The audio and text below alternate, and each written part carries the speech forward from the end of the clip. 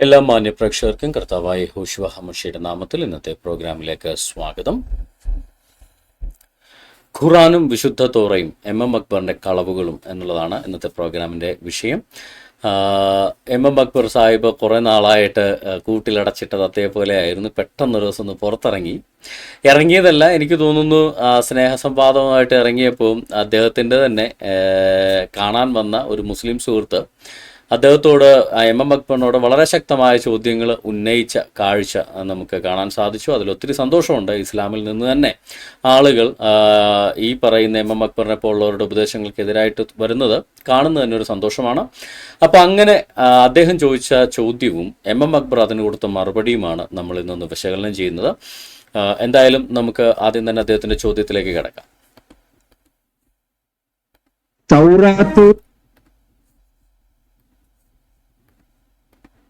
ഞാൻ ബഷീർ, പാനയക്കുളത്തറ വീട്. ഞാൻ രണ്ട് വസ്തുതകൾ ചൂണ്ടിക്കാണിച്ചുകൊണ്ടാണ് എൻ്റെ ചോദ്യത്തിലേക്ക് വരുന്നത്. ഒന്നാമത്തത്, ഒരു 20 വർഷങ്ങൾക്ക് മുമ്പ് മുതൽ ഞാൻ അക്ബർ സാഹിബിനെയും നിത്യപ്രൂത്തിനെയും ഫോളോ ചെയ്യുന്നതാണ്. അന്നൊക്കെ എന്ന് പറഞ്ഞാൽ അക്ബർ സാഹിബ് പ്രസംഗിക്കുന്നു, നിത്യപ്രൂത്ത് പരിപാടി നടത്തുന്ന പറഞ്ഞാൽ ഏതാണ്ട് 30,000 പേര് പങ്കെടുക്കുമായിരുന്നു. എറണാകുളം, കോതമംഗലം, പാനയക്കുളത്തൊക്കെ നടത്തിയ പരിപാടികൾ ഞാൻ കണ്ടിട്ടുള്ളതാണ്. ഇന്ന് അത് 300 പേർക്ക് ചുരുങ്ങിയിട്ടുണ്ട്. അതാണ് ഒന്നാമത്തെ വസ്തുത. എന്താണ് കാരണം നമ്മൾ അന്വേഷിക്കേണ്ടതുണ്ട്. ഇന്ന് ഈ പ്രസ്ഥാനവും പല കക്ഷങ്ങളായി ചിഹ്നിച്ചിതറിയിരിക്കുന്നു. രണ്ടാമത്തെ പ്രശ്നം എന്ന് പറഞ്ഞാൽ അന്നുണ്ടായിരുന്ന സോഷ്യൽ പാർട്ടിക്കല്ല ഇന്നുള്ളത്. ഇന്ന് ഹിന്ദു മുസ്ലിം ക്രിസ്ത്യർക്കിടയിലുള്ള മതേതര സോഷ്യൽ പാർട്ടിന് വലിയ പരിക്കുകൾ ഉണ്ടാക്കിയിട്ടുണ്ട്. ആ പരിക്കുകൾക്ക് കാരണം അക്ബർ സാഹിബ് വ്യക്തമായിട്ട് എടുക്കരുത്. അക്ബർ സാഹിബിന് നിശ്ചയസ്വരൂപം അതിന് കാരണമാണ് എന്നാണ് ഞാൻ പറയുന്നത്. അത് കാരണമാണ് എന്നാണ് ഞാൻ പറയുന്നത്. അതിന് കാരണം എന്താണെന്ന് വെച്ചാൽ ഖുർആൻ ദുർവ്യാഖ്യാനിച്ചത് കൊണ്ട് സംഭവിച്ച കാരണമാണ് എന്നാണ് ഞാൻ പറയുന്നത്.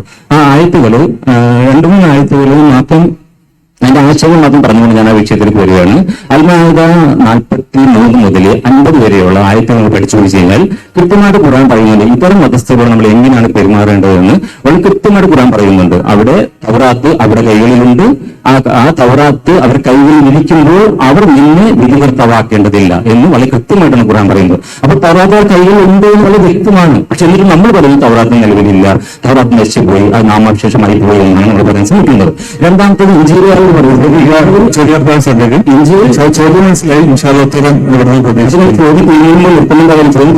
കഴിയട്ടെ. അത് നിലപാട് ശരിയല്ലല്ലോ. രണ്ടാമത്തത് ഇഞ്ചിയിലുകാരോട് കൃത്യമായിട്ട് ഖുർആൻ പറയുന്നതാണ്. ഇഞ്ചിയിൽ അവരുടെ കയ്യിലുള്ളപ്പോൾ ഇഞ്ചിയിലുകാർ ഇഞ്ചിയിൽ വെച്ച് വിധികൾപ്പിക്കട്ടെ കൃത്യമായി ഖുർആൻ പറഞ്ഞതിന് ശേഷവും നമ്മളൊരു പറയുകയാണ് നിങ്ങളുടെ ഇഞ്ചിയിലില്ല, നിങ്ങളെ കാലഘട്ടപ്പെട്ടുപോയി, അത് നാമശേഷമായി. അങ്ങനെ എന്തെങ്കിലും അക്ബർ സാഹിബ് ഞാൻ വെല്ലുവിളിക്കുകയാണ്. 3 പേരിൽ കാലഘട്ടപ്പെട്ടു, അത് അപ്രസക്തമായി, അതിൽ നിലനിൽക്കുന്നില്ല, അതിൽ അനുഷ്ഠിക്കാൻ പാടില്ല എന്നുള്ള ഒരായത്ത് രീതിയിൽ കൊണ്ടുവരാൻ ഞാൻ അക്ബർ സാഹിബ് വെല്ലുവിളിക്കുകയാണ്. ക്ഷമിക്കണം, അവരുടെ മൈക്കിന്റെ പ്രശ്നമാണ് കേട്ടോ, നമ്മളുടെ വീഡിയോ ട്രാൻസ്മിഷന്റെ പ്രശ്നമല്ല. എം അക്ബറിന്റെ ആ പ്രോഗ്രാമിന്റെ ഹോൾ വീഡിയോയിൽ ആ മൈക്കിന് അങ്ങനെ ഒരു പ്രശ്നമുണ്ട്. അത് പ്രത്യേകിച്ച് അവർ മഫ്ലർ ചെയ്താണെന്ന് എനിക്കറിയത്തില്ല. ഓക്കെ, എന്താണെങ്കിലും ഇവിടെ ഇദ്ദേഹം അക്ബറിനോട് ഉന്നയിച്ച ചോദ്യം എന്ന് പറഞ്ഞു കഴിഞ്ഞാൽ തൗറാത്ത് അഥവാ തൗറാത്ത് എന്ന അറബിയിൽ പറയുന്നതാണ്, തോറ എന്നുള്ളതാണ് അതിന്റെ ഹീബ്രു. തോറ അഥവാ നിയമങ്ങൾ, തോറ എന്ന് പറയുന്ന പഴയ നിയമഗ്രന്ഥങ്ങളും ഇഞ്ചീലെന്ന് ഖുറാനകത്ത് വിശേഷിപ്പിക്കുന്നതായിട്ട് ഇവർ പറയുന്ന പുതിയ നിയമഗ്രന്ഥങ്ങളും തിരുത്തപ്പെട്ടു, നിലവിലില്ല എന്നൊക്കെ പറയുന്നതിന് എന്ത് ഖുറാന്റെ അടിസ്ഥാനമാണ് നിങ്ങളുടെ കയ്യിലുള്ളത് എന്നാണ് അക്ബറിനോട് ചോദിക്കുന്നത്. അതായത് സാധാരണ എല്ലാ മുസ്ലിം ദവാപ്രവർത്തകരുടെയും ഒരു ഡയലോഗാണ്, അന്നുള്ള ഖുറാൻ ഇന്നില്ല, ഇന്നുള്ള ഖുറാനെല്ലാം തിരുത്തപ്പെട്ടതാണ്, കൈ കടത്തലുകൾ വന്നതാണ്, കാല് കടത്തൽ വന്നതാണ്, തല കടത്തൽ വന്നതാണ് എന്നൊക്കെ പറഞ്ഞുകൊണ്ട് ഇവര് പറയുന്നതല്ലാതെ അതിന് ഏതൊക്കെ ആയത്തുകളാണ് അല്ലെങ്കിൽ ബൈബിളിലെ ഏതൊക്കെ വാക്യങ്ങളാണ് തിരിമറിക്കപ്പെട്ടത്, ഏതെങ്കിലും ഒരു വാക്യം അവർക്ക് ചൂണ്ടിക്കാണിക്കാനുണ്ടോ, ഏതെങ്കിലും വാക്യം എടുത്തു മാറ്റിയിട്ടുണ്ടോ, ഇതൊന്നും അവർക്ക് പറയാനില്ല. അതിനൊന്നും ആധികാരിക രേഖകളും അവർക്ക് പറയാനില്ല. അള്ളാഹുവിന് പോലും അതൊന്നും പറയാനില്ലായിരുന്നു എന്നുള്ളതാണ് വാസ്തവം. അപ്പോൾ അങ്ങനെ ഇരിക്കെ ഈ മാന്യദേഹം ഇവിടെ ചോദിച്ച ചോദ്യം വളരെ പ്രസക്തമാണ്.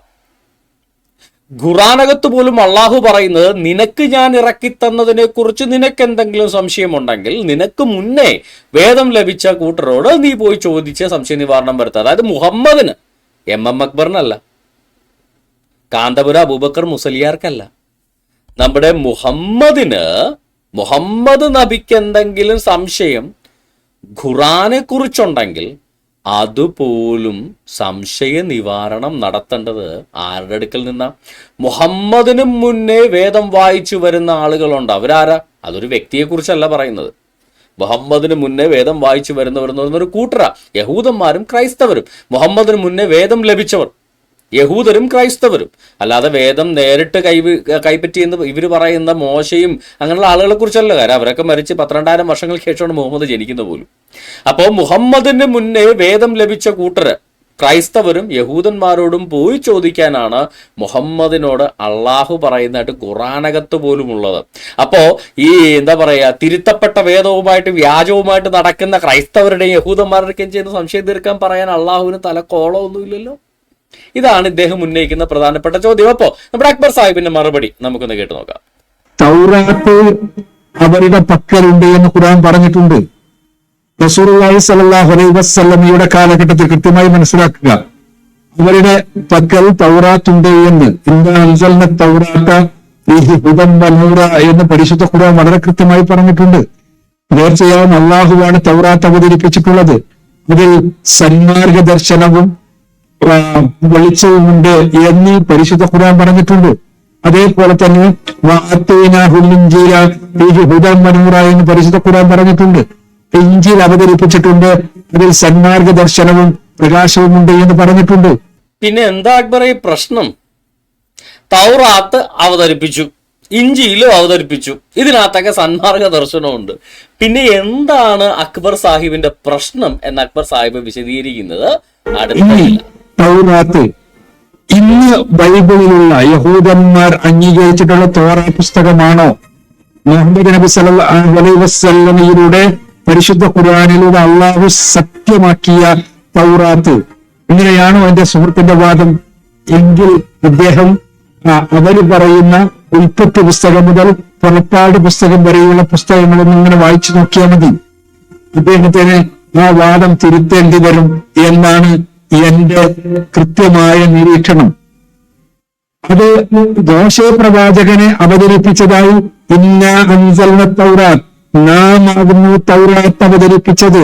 മൂസാ നബി അലൈഹി സ്വലാത്തു വസ്സലാമിനെ അള്ളാഹു അവതരിപ്പിച്ചതായി പരിശുദ്ധ ഖുർആൻ പറയുന്ന തൗറാത്ത് ആണ് പുറപ്പാട്, സംഖ്യ, ലേവ്യ, ആവർത്തനം,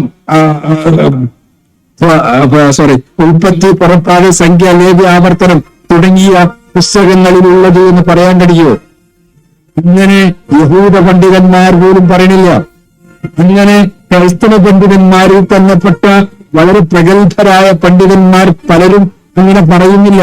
എന്തുകൊണ്ടാണത്? ഈ ബൈബിൾ പരിശോധിച്ചാൽ, ഈ 5 പുസ്തകങ്ങൾ പരിശോധിച്ചാൽ അത് മൂസാ നബി അലൈഹി സ്വലാത്തു വസ്സലാമിന് ശേഷം നൂറ്റാണ്ടുകൾ കഴിഞ്ഞ് എഴുതപ്പെട്ട പലതും കാണാൻ കഴിയും എന്ന് ഇവിടെ ഇദ്ദേഹം പറഞ്ഞു പോകുന്നൊരു കാര്യമുണ്ട്. ഖുറാൻ എന്ന് പറയുന്ന പുസ്തകത്തിന്റെ ശൈലി അള്ളാഹു എന്ന് പറയുന്ന ഒരാള് മുഹമ്മദിന് കൊടുക്കുന്ന ഒരു പുസ്തകമായിട്ട് കൊടുക്കുന്ന ഒരു ശൈലി, അതായത് നൂലെ കെട്ടി ഇറക്കുന്ന പോലെ അള്ളാഹുവിന്റെ കയ്യിലൊരു പുസ്തകം ഇരിക്കുന്നു. ആ പുസ്തകം ഘട്ടം ഘട്ടമായിട്ട് മുഹമ്മദിന് പറഞ്ഞു കൊടുക്കുന്നു. ഓക്കെ, അതിനകത്ത് മുഹമ്മദിന് പ്രത്യേകിച്ച് റോളൊന്നുമില്ല. ഇത് കേൾക്കുക, ഇത് എഴുതി വെക്കുക, അല്ലെങ്കിൽ ഇത് മറ്റുള്ളവർക്ക് പറഞ്ഞു കൊടുക്കുക എന്നുള്ളതല്ലാതെ മുഹമ്മദിന് പ്രത്യേകിച്ച് റോളൊന്നുമില്ല. ഇതാണ് ഇസ്ലാമിക പുസ്തകത്തിന്റെ ഒരു ആശയം എന്ന് പറയുന്നത്. എന്നാൽ ബൈബിൾ എന്ന് പറയുന്ന, തോറ എന്ന് പറയുന്ന പഴയ നിയമമാണെങ്കിലും, ഇഞ്ചീൽ അല്ലെങ്കിൽ എവഞ്ചേലിയൻ എന്ന് പറയുന്ന പുതിയ നിയമമാണെങ്കിലും, ഇതിന് രണ്ടിനും ഈ ഖുറാന്റെ ശൈലിയേ അല്ല. അപ്പൊ ചോദിക്കും എന്തുകൊണ്ടാണെന്ന്. അത് മനസ്സിലാക്കുന്നതിന് മുന്നേ ഒരു മുസ്ലിമിനോട് ഇന്നൊരാൾ വന്നിട്ട് പറയുക ഖുറാൻ വേദഗ്രന്ഥമല്ല. ഇപ്പൊ മുസ്ലിം ന്യായമായിട്ട് കാര്യം ചോദിക്കും. ഇപ്പൊ അക്ബർ സാഹിബിനോട് ഒരാൾ വന്നിട്ട് അക്ബറെ ഖുറാൻ വേദഗ്രന്ഥമല്ല. അപ്പൊ അക്ബർ ചോദിക്കും എന്താ കാരണം, അതിനൊരു കാരണം പറയൂ എന്ന് അക്ബർ പറയും. അപ്പൊ ആ ആള് പറയുക കാരണം വേദഗ്രന്ഥമായ ബാലമംഗളത്തിൽ ചിത്രകഥയാണ്, ഖുറാനിൽ ചിത്രങ്ങളില്ല. ഡിങ്കന്റെ കഥയെല്ലാം ചിത്രകഥയാണ്. അവിടെ ആളുകളുടെ പടമുണ്ട്, ഡിങ്കന്റെ പടമുണ്ട്, എന്നിട്ട് കൊട്ടേഷനായിട്ട് വാക്യങ്ങൾ എഴുതി വെച്ചിരിക്കുന്നു. ഖുറാനകത്ത് അങ്ങനെയല്ലല്ലോ, എഴുത്ത് മാത്രമല്ലേ ഉള്ളൂ, പടമില്ലല്ലോ. അപ്പോ പിന്നെ എങ്ങനെ ഖുറാൻ വേദഗ്രന്ഥമാകും എന്ന് ചോദിച്ചാൽ സാധാരണ ഒരു മുസ്ലിം എന്ത് പറയും? ഇവനെന്താ പ്രാന്താണോ എന്ന് ചോദിക്കും. അക്ബർ തിരിച്ചു ചോദിക്കുന്ന ചോദ്യം താങ്കൾക്ക് തലക്കോ അസുഖമുണ്ടോ എന്നായിരിക്കില്ലേ? എന്നാലേ ഇതേ ഉടായ്പ തന്നെയല്ലേ നമ്മുടെ ഖുർആൻ പറയുന്നത്?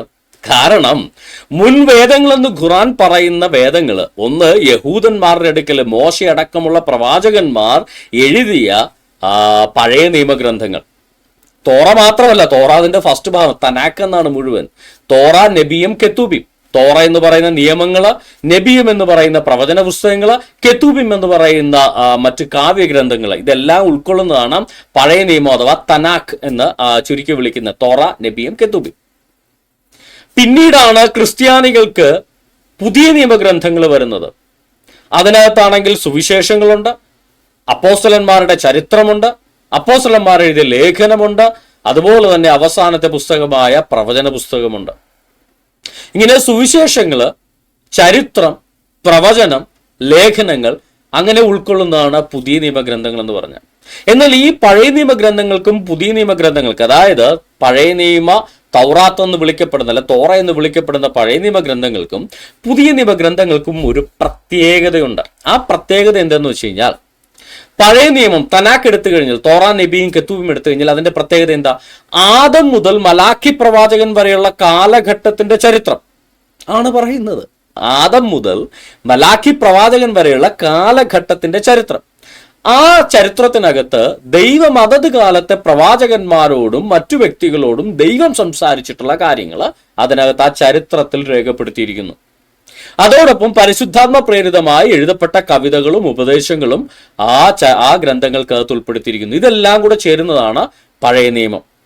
അതേ ദൈവത്തിന്റെ പഴയ നിയമം കൊടുത്ത, തനാക്ക് കൊടുത്ത, അല്ലെങ്കിൽ തനാക്ക് ഏത് ദൈവത്തിന്റെ ആത്മാവിനാൽ എഴുതപ്പെട്ടോ അതേ ദൈവാത്മാവിനാൽ തന്നെ എഴുതപ്പെട്ടതാണ് പുതിയ നിയമം. അതായത് രണ്ടിന്റെയും ഓതർഷിപ്പ് അൾട്ടിമേറ്റ്ലി പരിശുദ്ധ ആത്മാവ്, സർവശക്തനായ ദൈവം തമ്പുരാന്റെ അടുക്കലാണ്. അപ്പൊ അതേ ദൈവത്തിന്റെ തന്നെ ആത്മാവിനാൽ എഴുതപ്പെട്ട പുതിയ നിയമത്തിലേക്ക് വരുമ്പോഴോ അതിനകത്ത് ഏവൻജേലിയോൻ എന്ന് ഗ്രീക്കിൽ പറയും, ഇവൻജേലിയോൻ എന്ന് പറയും. അപ്പോസ്തല പ്രവൃത്തികൾ, ലേഖനങ്ങൾ, പ്രവചന പുസ്തകമായ വെളിപ്പാട് പുസ്തകം. ആ പുതിയ നിയമത്തിൽ എന്തൊക്കെയാണ് പറയുന്നത്? ഇതേപോലെ തന്നെ ആദം മുതൽ മലാക്കി പ്രവചനം വരെയുള്ള കാലഘട്ടത്തിന്റെ ചരിത്രം പഴയ നിയമത്തിൽ പറയുന്നെങ്കിൽ പുതിയ നിയമത്തിൽ ക്രിസ്തു മുതൽ, അല്ലെങ്കിൽ കുറച്ചുകൂടെ പറഞ്ഞ വേണമെങ്കിൽ യോഹന്നാൻ സ്നാപകൻ മുതൽ എന്ന് പറയും. ഏകദേശം ഒരേ കാലഘട്ടമായതുകൊണ്ട് ക്രിസ്തു മുതൽ, യേശു ക്രിസ്തു മുതൽ യോഹന്നാൻ അപ്പോസ്തലൻ വരെയുള്ള കാലഘട്ടം, അതായത് വെളിപ്പാട് പുസ്തകത്തിന്റെ കാലഘട്ടം വരെയാണ് പുതിയ നിയമത്തിലെ ചരിത്രം. ആ ചരിത്ര സ്കെലറ്റിനകത്ത് പഴയ നിയമത്തിൽ ആദം മുതൽ മലാക്കി വരെയുള്ള കാലഘട്ടത്തിന്റെ ചരിത്രത്തിനകത്ത് ആ ചരിത്രം രേഖപ്പെടുത്തുന്നതിനിടയിലാണ് ദൈവം അതത് കാലത്തെ പ്രവാചകന്മാരോട് സംസാരിച്ച കാര്യങ്ങൾ എഴുതിയിരിക്കുന്നത്. എന്നാൽ പുതിയ നിയമത്തിൽ യേശുക്രിസ്തു മുതൽ യോഹന്നാൻ വരെയുള്ള ചരിത്രം വിവരിക്കുന്നതിനൊപ്പമാണ് അതത് കാലത്തെ അപ്പോസ്തലന്മാരോട് സംസാരിച്ചിട്ടുള്ള കാര്യങ്ങളും ദൈവം നേരിട്ട് യേശുക്രിസ്തുവായിട്ട് സംസാരിച്ചിട്ടുള്ള കാര്യങ്ങളുമൊക്കെ രേഖപ്പെടുത്തിയിരിക്കുന്നത്. അതോടൊപ്പം പഴയ നിയമത്തിൽ പരിശുദ്ധാത്മ പ്രേരിതങ്ങളായി എഴുതപ്പെട്ട കവിതകളും ഉപദേശങ്ങളും ഉണ്ടെങ്കിൽ പുതിയ നിയമത്തിലും പരിശുദ്ധാത്മ പ്രേരിതമായി എഴുതപ്പെട്ട ഉപദേശങ്ങൾ. അതായത് രണ്ടിന്റെയും എഴുത്തിന്റെ സ്ട്രക്ചർ, അല്ലെങ്കിൽ രണ്ടിന്റെയും സ്ട്രക്ചർ ഒരുപോലെയാണ്. എന്താണ് ആ സ്ട്രക്ചർ? ഒരു ചരിത്രത്തിന്റെ നേർരേഖയിൽ, ഒരു ചരിത്രത്തിന്റെ സ്കെലിറ്റനിൽ, ഒരു ചരിത്രത്തിന്റെ അസ്ഥിക്കൂടത്തിൽ കൃത്യമായി ദൈവം ഇടപെട്ട കാര്യങ്ങൾ, അതത് കാലഘട്ടത്തിൽ ദൈവം ഇടപെട്ട കാര്യങ്ങൾ രേഖപ്പെടുത്തിയിരിക്കുന്നു. ഇതാണ് തനക്കിന്റെയും അല്ലെങ്കിൽ പഴയ നിയമത്തിന്റെയും പുതിയ നിയമത്തിന്റെയും ഒരു സ്ട്രക്ചർ എന്ന് പറയുന്നത്. രണ്ടും ഒരു ദൈവത്തിന്റെ തന്നെ ആയതുകൊണ്ട്, പടച്ച തമ്പുരാന്റെ തന്നെ ആയതുകൊണ്ട് രണ്ടിനും രണ്ട് കാലഘട്ടത്തിൽ ആയിരക്കണക്കിന് വർഷങ്ങളുടെ വ്യത്യാസത്തിൽ ഉണ്ടായിട്ട് പോലും രണ്ടിനും ഒരേ സ്ട്രക്ചർ തന്നെ നമുക്ക് കാണാൻ സാധിക്കും. ഈ തനക്കിനെ പൊതുവെ തോറ എന്നാ പറയാറ്. യഹൂദന്മാർ പോലും പൊതുവെ തോറ എന്നാ പറയുന്നത്. കാരണം ഈ തനാക്കിലെ ഫസ്റ്റ് പുസ്തകങ്ങളാണ് തോറ. ആദ്യത്തെ ഗ്രന്ഥസമാഹാരം തോറയാണ്. ആ തോറയിൽ തന്നെ ഉൽപ്പത്തി, പുറപ്പാട്, ലേവ്യ, സംഖ്യ, ആവർത്തനം, അങ്ങനെ 5 പുസ്തകങ്ങളുണ്ട്. പെന്ററ്റുക്ക്, പഞ്ചഗ്രന്ഥങ്ങൾ എന്നൊക്കെ പറയും. അപ്പൊ ഈ തനക്കിന്റെ ആദ്യത്തെ ഗ്രന്ഥസമാഹാരം തോറയായതുകൊണ്ട് ഈ തനാക്കിനെ പൊതുവെ തോറ എന്നും വിളിക്കാറുണ്ട്. ഇതുപോലെ പുതിയ നിയമത്തിനകത്തെ ആദ്യത്തെ ഗ്രന്ഥസമാഹാരം എന്ന് പറയുന്നത് സുവിശേഷങ്ങളാണ്. മത്തായി, മർക്കോസ്, ലൂക്കോസ്, യോഹന്നാൻ എഴുതിയ സുവിശേഷങ്ങളാണ് പുതിയ നിയമത്തിലെ ആദ്യത്തെ ഗ്രന്ഥസമാഹാരം. അതുകൊണ്ട് ആദ്യത്തെ ഗ്രന്ഥസമാഹാരത്തിന്റെ പേരിൽ പുതിയ നിയമം അറിയപ്പെടാറുണ്ട്. സുവിശേഷങ്ങൾ എന്ന് പറഞ്ഞാൽ പുതിയ നിയമത്തെ പൊതുവെ വിളിക്കുന്നത് സുവിശേഷങ്ങൾ എന്ന് തന്നെയാണ്. അപ്പോ സ്ട്രക്ചറിലും വിളിക്കപ്പെടുന്ന രീതിയിലും വരെ ഒരേ അച്ചിലിട്ട് വാർത്തതുപോലെയാണ് പുതിയ നിയമവും പഴയ നിയമവും. എന്നാൽ ആ പുതിയ നിയമം ഇറങ്ങിയതിനു ശേഷം 500 ചില്ലുവാനം വർഷങ്ങൾക്ക് ശേഷം മുഹമ്മദ് എന്ന് പറയുന്ന ഖുറൈശി മതത്തിൽ നിന്ന് പുറത്തു വന്ന ഒരു അറബി ഒരു പുസ്തകം ഉണ്ടാക്കി എന്ന് പറഞ്ഞിട്ട് അദ്ദേഹം പറയുകയാണ്, ഞാൻ ഉണ്ടാക്കിയ ഈ പുസ്തകം അതായത് ഖുറാൻ അള്ളാഹു നേരിട്ട് പറയുന്നത് പോലെയാണ് എഴുതിയിരിക്കുന്നത്. അതുകൊണ്ട് ഇതിനു മുന്നേയുള്ള പുസ്തകങ്ങൾ ക്രിസ്ത്യാനിയുടെ കയ്യിരിക്കുന്ന പുതിയ നിയമ ഗ്രന്ഥങ്ങളും ഇവർ ഇഞ്ചീൽ എന്ന് പറയുന്ന പുതിയ നിയമ ഗ്രന്ഥങ്ങളും യഹൂദന്മാരുടെ കയ്യിലിരിക്കുന്ന തനാക്കും ഇവർ തൗറാത്ത് എന്ന് പറയുന്ന ഈ തനാക്കും വേദഗ്രന്ഥങ്ങൾ ഒറിജിനൽ അല്ല, ഡ്യൂപ്ലിക്കേറ്റ്. കാര്യം എന്താ?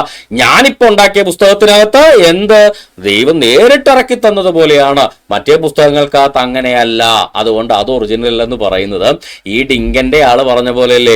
ഡിങ്കന്റെ ബാലമംഗളം ഞാനിപ്പോ ഉണ്ടാക്കിയിരിക്കുന്നു, കണ്ടില്ലേ? ഡിങ്കന്റെ ബാലമംഗളത്തിൽ ഡിങ്കൻ ചിത്രകഥയാണ്, എന്നാൽ ഖുറാൻ ചിത്രകഥയല്ല. അതുകൊണ്ട് ഖുറാൻ വേദഗ്രന്ഥമല്ല, ഡിങ്കന്റെ മാത്രമാണ് വേദഗ്രന്ഥം എന്ന് പറഞ്ഞാൽ എത്രത്തോളം അബദ്ധമാണോ അതേ അബദ്ധം തന്നെയല്ലേ മുഹമ്മദ് ഖുറാനിൽ പറഞ്ഞിരിക്കുന്നത്. മുഹമ്മദ് ബൈബിളിനകത്തെ അവസാന ഗ്രന്ഥമായ വെളിപ്പാട് പുസ്തകം, പുതിയ നിയമത്തിനകത്തെ അവസാന ഗ്രന്ഥമായ വെളിപ്പാട് പുസ്തകം ഇറങ്ങി 500 ചില്ലുവാനം വർഷങ്ങൾക്ക് ശേഷം മുഹമ്മദ് ഖുറാൻ ഉണ്ടാക്കി. പഴയ നിയമത്തിലെ അവസാന ഗ്രന്ഥമായ മലാക്കി പ്രവചനം ഇറങ്ങി 900 ചില്ലുവാനം വർഷങ്ങൾക്ക് ശേഷം മുഹമ്മദ് ഖുറാൻ ഉണ്ടാക്കി.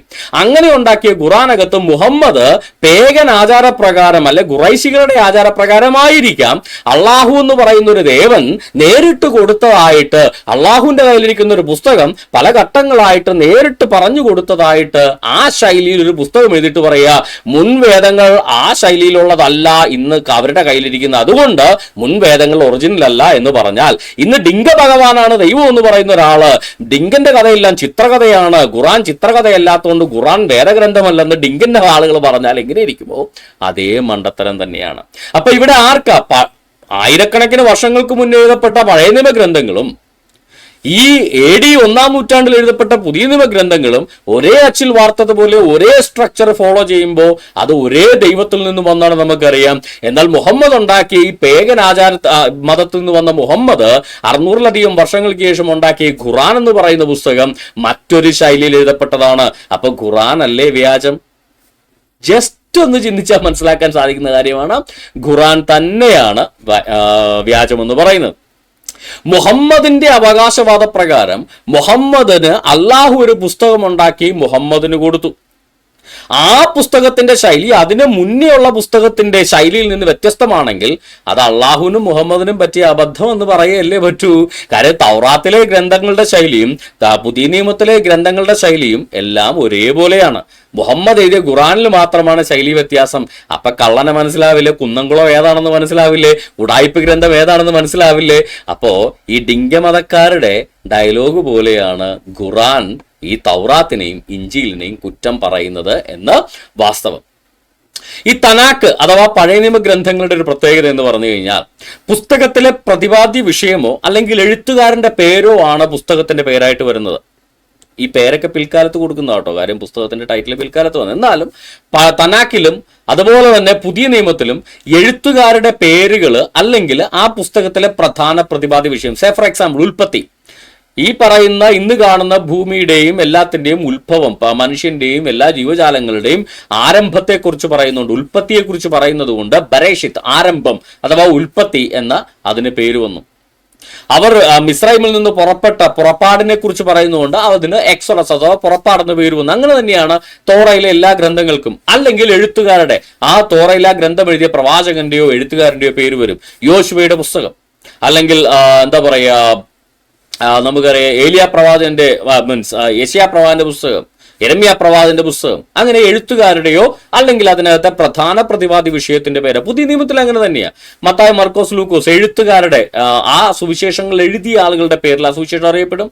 അല്ലെങ്കിൽ പ്രധാന പ്രതിപാദ്യ വിഷയം, വെളിപ്പാട് പുസ്തകം പ്രധാന പ്രതിപാദ്യ വിഷയമാണ് യോഹന്നാൻ ഉണ്ടായ വെളിപ്പാട്, റെവലേഷൻ എന്ന് പറയുന്നത്. അത് അല്ലെങ്കിൽ ആക്ട്സ് ഓഫ് അപ്പോസ്റ്റൽസ്, അപ്പോസ്റ്റലന്മാരുടെ പ്രവർത്തികളുടെ പുസ്തകം. അതായത് അതിനകത്തെ പ്രധാന പ്രതിപാദ്യ വിഷയം വെച്ചാൽ അപ്പോസ്റ്റലന്മാരുടെ ജീവിതകാലത്ത് അവർ ചെയ്ത പ്രവർത്തനങ്ങളാണ് അതിനകത്തെ പ്രതിപാദ്യ വിഷയം. അല്ലെങ്കിൽ എഴുത്തുകാരുടെ പേരിൽ, അല്ലെങ്കിൽ അതിന്റെ പ്രധാന പ്രതിപാദ്യ വിഷയം, റോമർക്ക് എഴുതിയ ലേഖനം, റോമാ സഭയ്ക്ക് വേണ്ടി എഴുതപ്പെട്ട ലേഖനമാണ്, അതിന്റെ പ്രധാന പ്രതിപാദ്യ വിഷയമാണത്. എന്നാൽ ഇതൊന്നുമല്ല ഖുറാന്റെ പ്രതിപാദ്യ വിഷയം. ഖുറാനിൽ എങ്ങനെയാണ് ആ പേരുകൾ വരുന്നത്?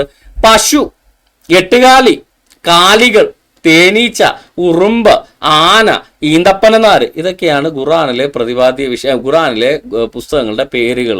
രണ്ടാമത്തെ സൂറയാണ് പശു, 29ാമത്തെ സൂറയാണ് എട്ടുകാലി, 6ാമത്തെ സൂറയാണ് കാലികൾ, 16ാമത്തെ സൂറയാണ് തേനീച്ച, 27ാമത്തെ സൂറയാണ് ഉറുമ്പ്, 105ാമത്തെ സൂറയാണ് ആന, 111ാമത്തെ സൂറയാണ് ഈന്തപ്പനനാര്. ഇനി ചന്ദ്രൻ, നക്ഷത്രം എന്നൊക്കെ പറഞ്ഞ് കിടക്കുക സൂറത്ത് നജ്മൊക്കെ. അതായത് പഴയ നിയമഗ്രന്ഥങ്ങളും പുതിയ നിയമഗ്രന്ഥങ്ങളും കൃത്യമായ ഒരേ അച്ചിൽ വാർത്തതുപോലെ ഒരേ ദൈവത്തിൽ നിന്നായതുകൊണ്ട് കൃത്യമായ ഒരേ ശൈലി പിന്തുടരുമ്പോൾ ഈ അറബിയായ മുഹമ്മദ് ഉണ്ടാക്കിയ ഖുർആൻ മാത്രം എട്ടുകാലിയുടെയും മമ്മൂഞ്ഞിന്റെ ഒക്കെ പുറകെ പോയി, ആനയുടെ ഉറുമ്പിന്റെ എട്ടുകാലിയുടെ ഒക്കെ പുറകെ പോയി. അപ്പൊ ഇതിൽ ഏതാ വ്യാജം? ചിത്രകഥയാണ് ഞങ്ങളുടെ അകത്തുള്ളത്, അതുകൊണ്ട് ഞങ്ങളുടെയാണ് വേദഗ്രന്ഥം. ഖുർആനകത്ത് ചിത്രകഥ ഇല്ലാത്തതുകൊണ്ട് വേദഗ്രന്ഥമല്ല എന്ന് ഒരു ഡിങ്കം പറയുന്ന പോലെ തന്നെയല്ലേ ഇത്. ഞങ്ങളുടെ പുസ്തകത്തിനകത്ത് എട്ടുകാലിയും കാലികളും തേനീച്ച ഉറുമ്പെന്നൊക്കെയാണ് പുസ്തകത്തിന്റെ പേര്. നിങ്ങളുടെ പുസ്തകത്തിനകത്ത് അതൊന്നും ഇല്ലാത്തതുകൊണ്ട് നിങ്ങളുടെ വേദഗ്രന്ഥമല്ല, ഞങ്ങളുടെ വേദഗ്രന്ഥം. ഒറിജിനൽ വേദഗ്രന്ഥത്തിനകത്ത് പേരൊക്കെ അങ്ങനെയായിരുന്നു എന്നൊക്കെയായിരിക്കും മുഹമ്മദിന്റെ വാദം. എത്രത്തോളം അബദ്ധജടിലമാണ് വാദം എന്ന് വിചാരിക്കുക. അതായത് ഒറിജിനലിനെ തള്ളിക്കളയുന്ന ഡ്യൂപ്ലിക്കേറ്റ്, എന്നിട്ട് ഡ്യൂപ്ലിക്കേറ്റ് എന്ന് പറയാം, ഖുർആൻ എന്ന് പറയാം. നമ്മളാണ് ഒറിജിനൽ, അത് ഡ്യൂപ്ലിക്കേറ്റ് ആണ്. മൂന്നും കൂടെ താരതമ്യപ്പെടുത്താൻ മാറാവുന്ന വിഷമമേ ഈ അക്ബർ സാഹിബിന് ഉള്ളൂ എന്നുള്ളതാണ് വാസ്തവം. ഇനി മുന്നോട്ട് പോയി കഴിഞ്ഞാൽ വിശുദ്ധ ബൈബിൾ എന്ന് പറയുന്നത് 40ലധികം എഴുത്തുകാരാൽ പരിശുദ്ധാത്മാവിന്റെ നിയന്ത്രണത്തിൽ എഴുതപ്പെട്ടതാണ്. ഖുർആൻ എന്ന് പറയുന്നത് അള്ളാഹു പറഞ്ഞുവെന്ന്, ജിബ്രീൽ പറഞ്ഞുവെന്ന് മുഹമ്മദ് പറഞ്ഞ കാര്യങ്ങളാണ് അതിനകത്തുള്ളത്. ഇതിൽ മുഹമ്മദിന്റെ മുന്നിൽ വന്ന് ജിബ്രീലാണെന്നതിന് പോലും ഒരു തെളിവുമില്ല. മറ്റൊരാള് കണ്ടിട്ടില്ല ജിബ്രീലാണെന്നുള്ളതിന്. ഈ വന്ന് പറഞ്ഞയാൾ നുണ പറഞ്ഞത് കൊണ്ട് സാത്താനാവാനാണ് സാധ്യത. കാര്യം ഈ ആദ്യമായിട്ട് ഈ ജിബ്രീൽ എന്ന് പറഞ്ഞുകൊണ്ട് പറഞ്ഞ ആള് മുഹമ്മദിന് കൊടുത്ത ആയത്ത് തന്നെ എന്താ? മനുഷ്യനെ രക്തക്കട്ടയിൽ നിന്ന് സൃഷ്ടിച്ചിരിക്കുന്നു, മനുഷ്യനെ മണ്ണിൽ നിന്നാണ് സൃഷ്ടിച്ചത്, നിലത്തെ പൊടിയിൽ നിന്ന് അവൻ മനുഷ്യനെ ഉണ്ടാക്കിയെന്ന് വേദഗ്രന്ഥങ്ങൾ സാക്ഷ്യം പറയുമ്പോൾ മുഹമ്മദിന് ആദ്യത്തെ ആയത്ത് കൊടുത്ത ജിബ്രീൽ മലക്കെന്ന് മുഹമ്മദ് പറയുന്ന മലക്ക് പറഞ്ഞ നുണയാണ്. നുണ പറയുന്നയാൾ മലക്കല്ല, സാത്താനായിരിക്കും എന്നുള്ളത് അറിയാലോ. അപ്പോൾ ഖുർആൻ എന്ന് പറയുന്നത് നുണ പറഞ്ഞ ഒരു സാത്താൻ കൊടുത്ത പുസ്തകമായിട്ട് വരും. എന്നാൽ വിശുദ്ധ ബൈബിൾ എന്ന് പറഞ്ഞാൽ പരിശുദ്ധാത്മാവിനാൽ 40ലധികം എഴുത്തുകാരാൽ എഴുതപ്പെട്ട പുസ്തകമാണ് വിശുദ്ധ ബൈബിൾ എന്ന് പറയുന്നത്.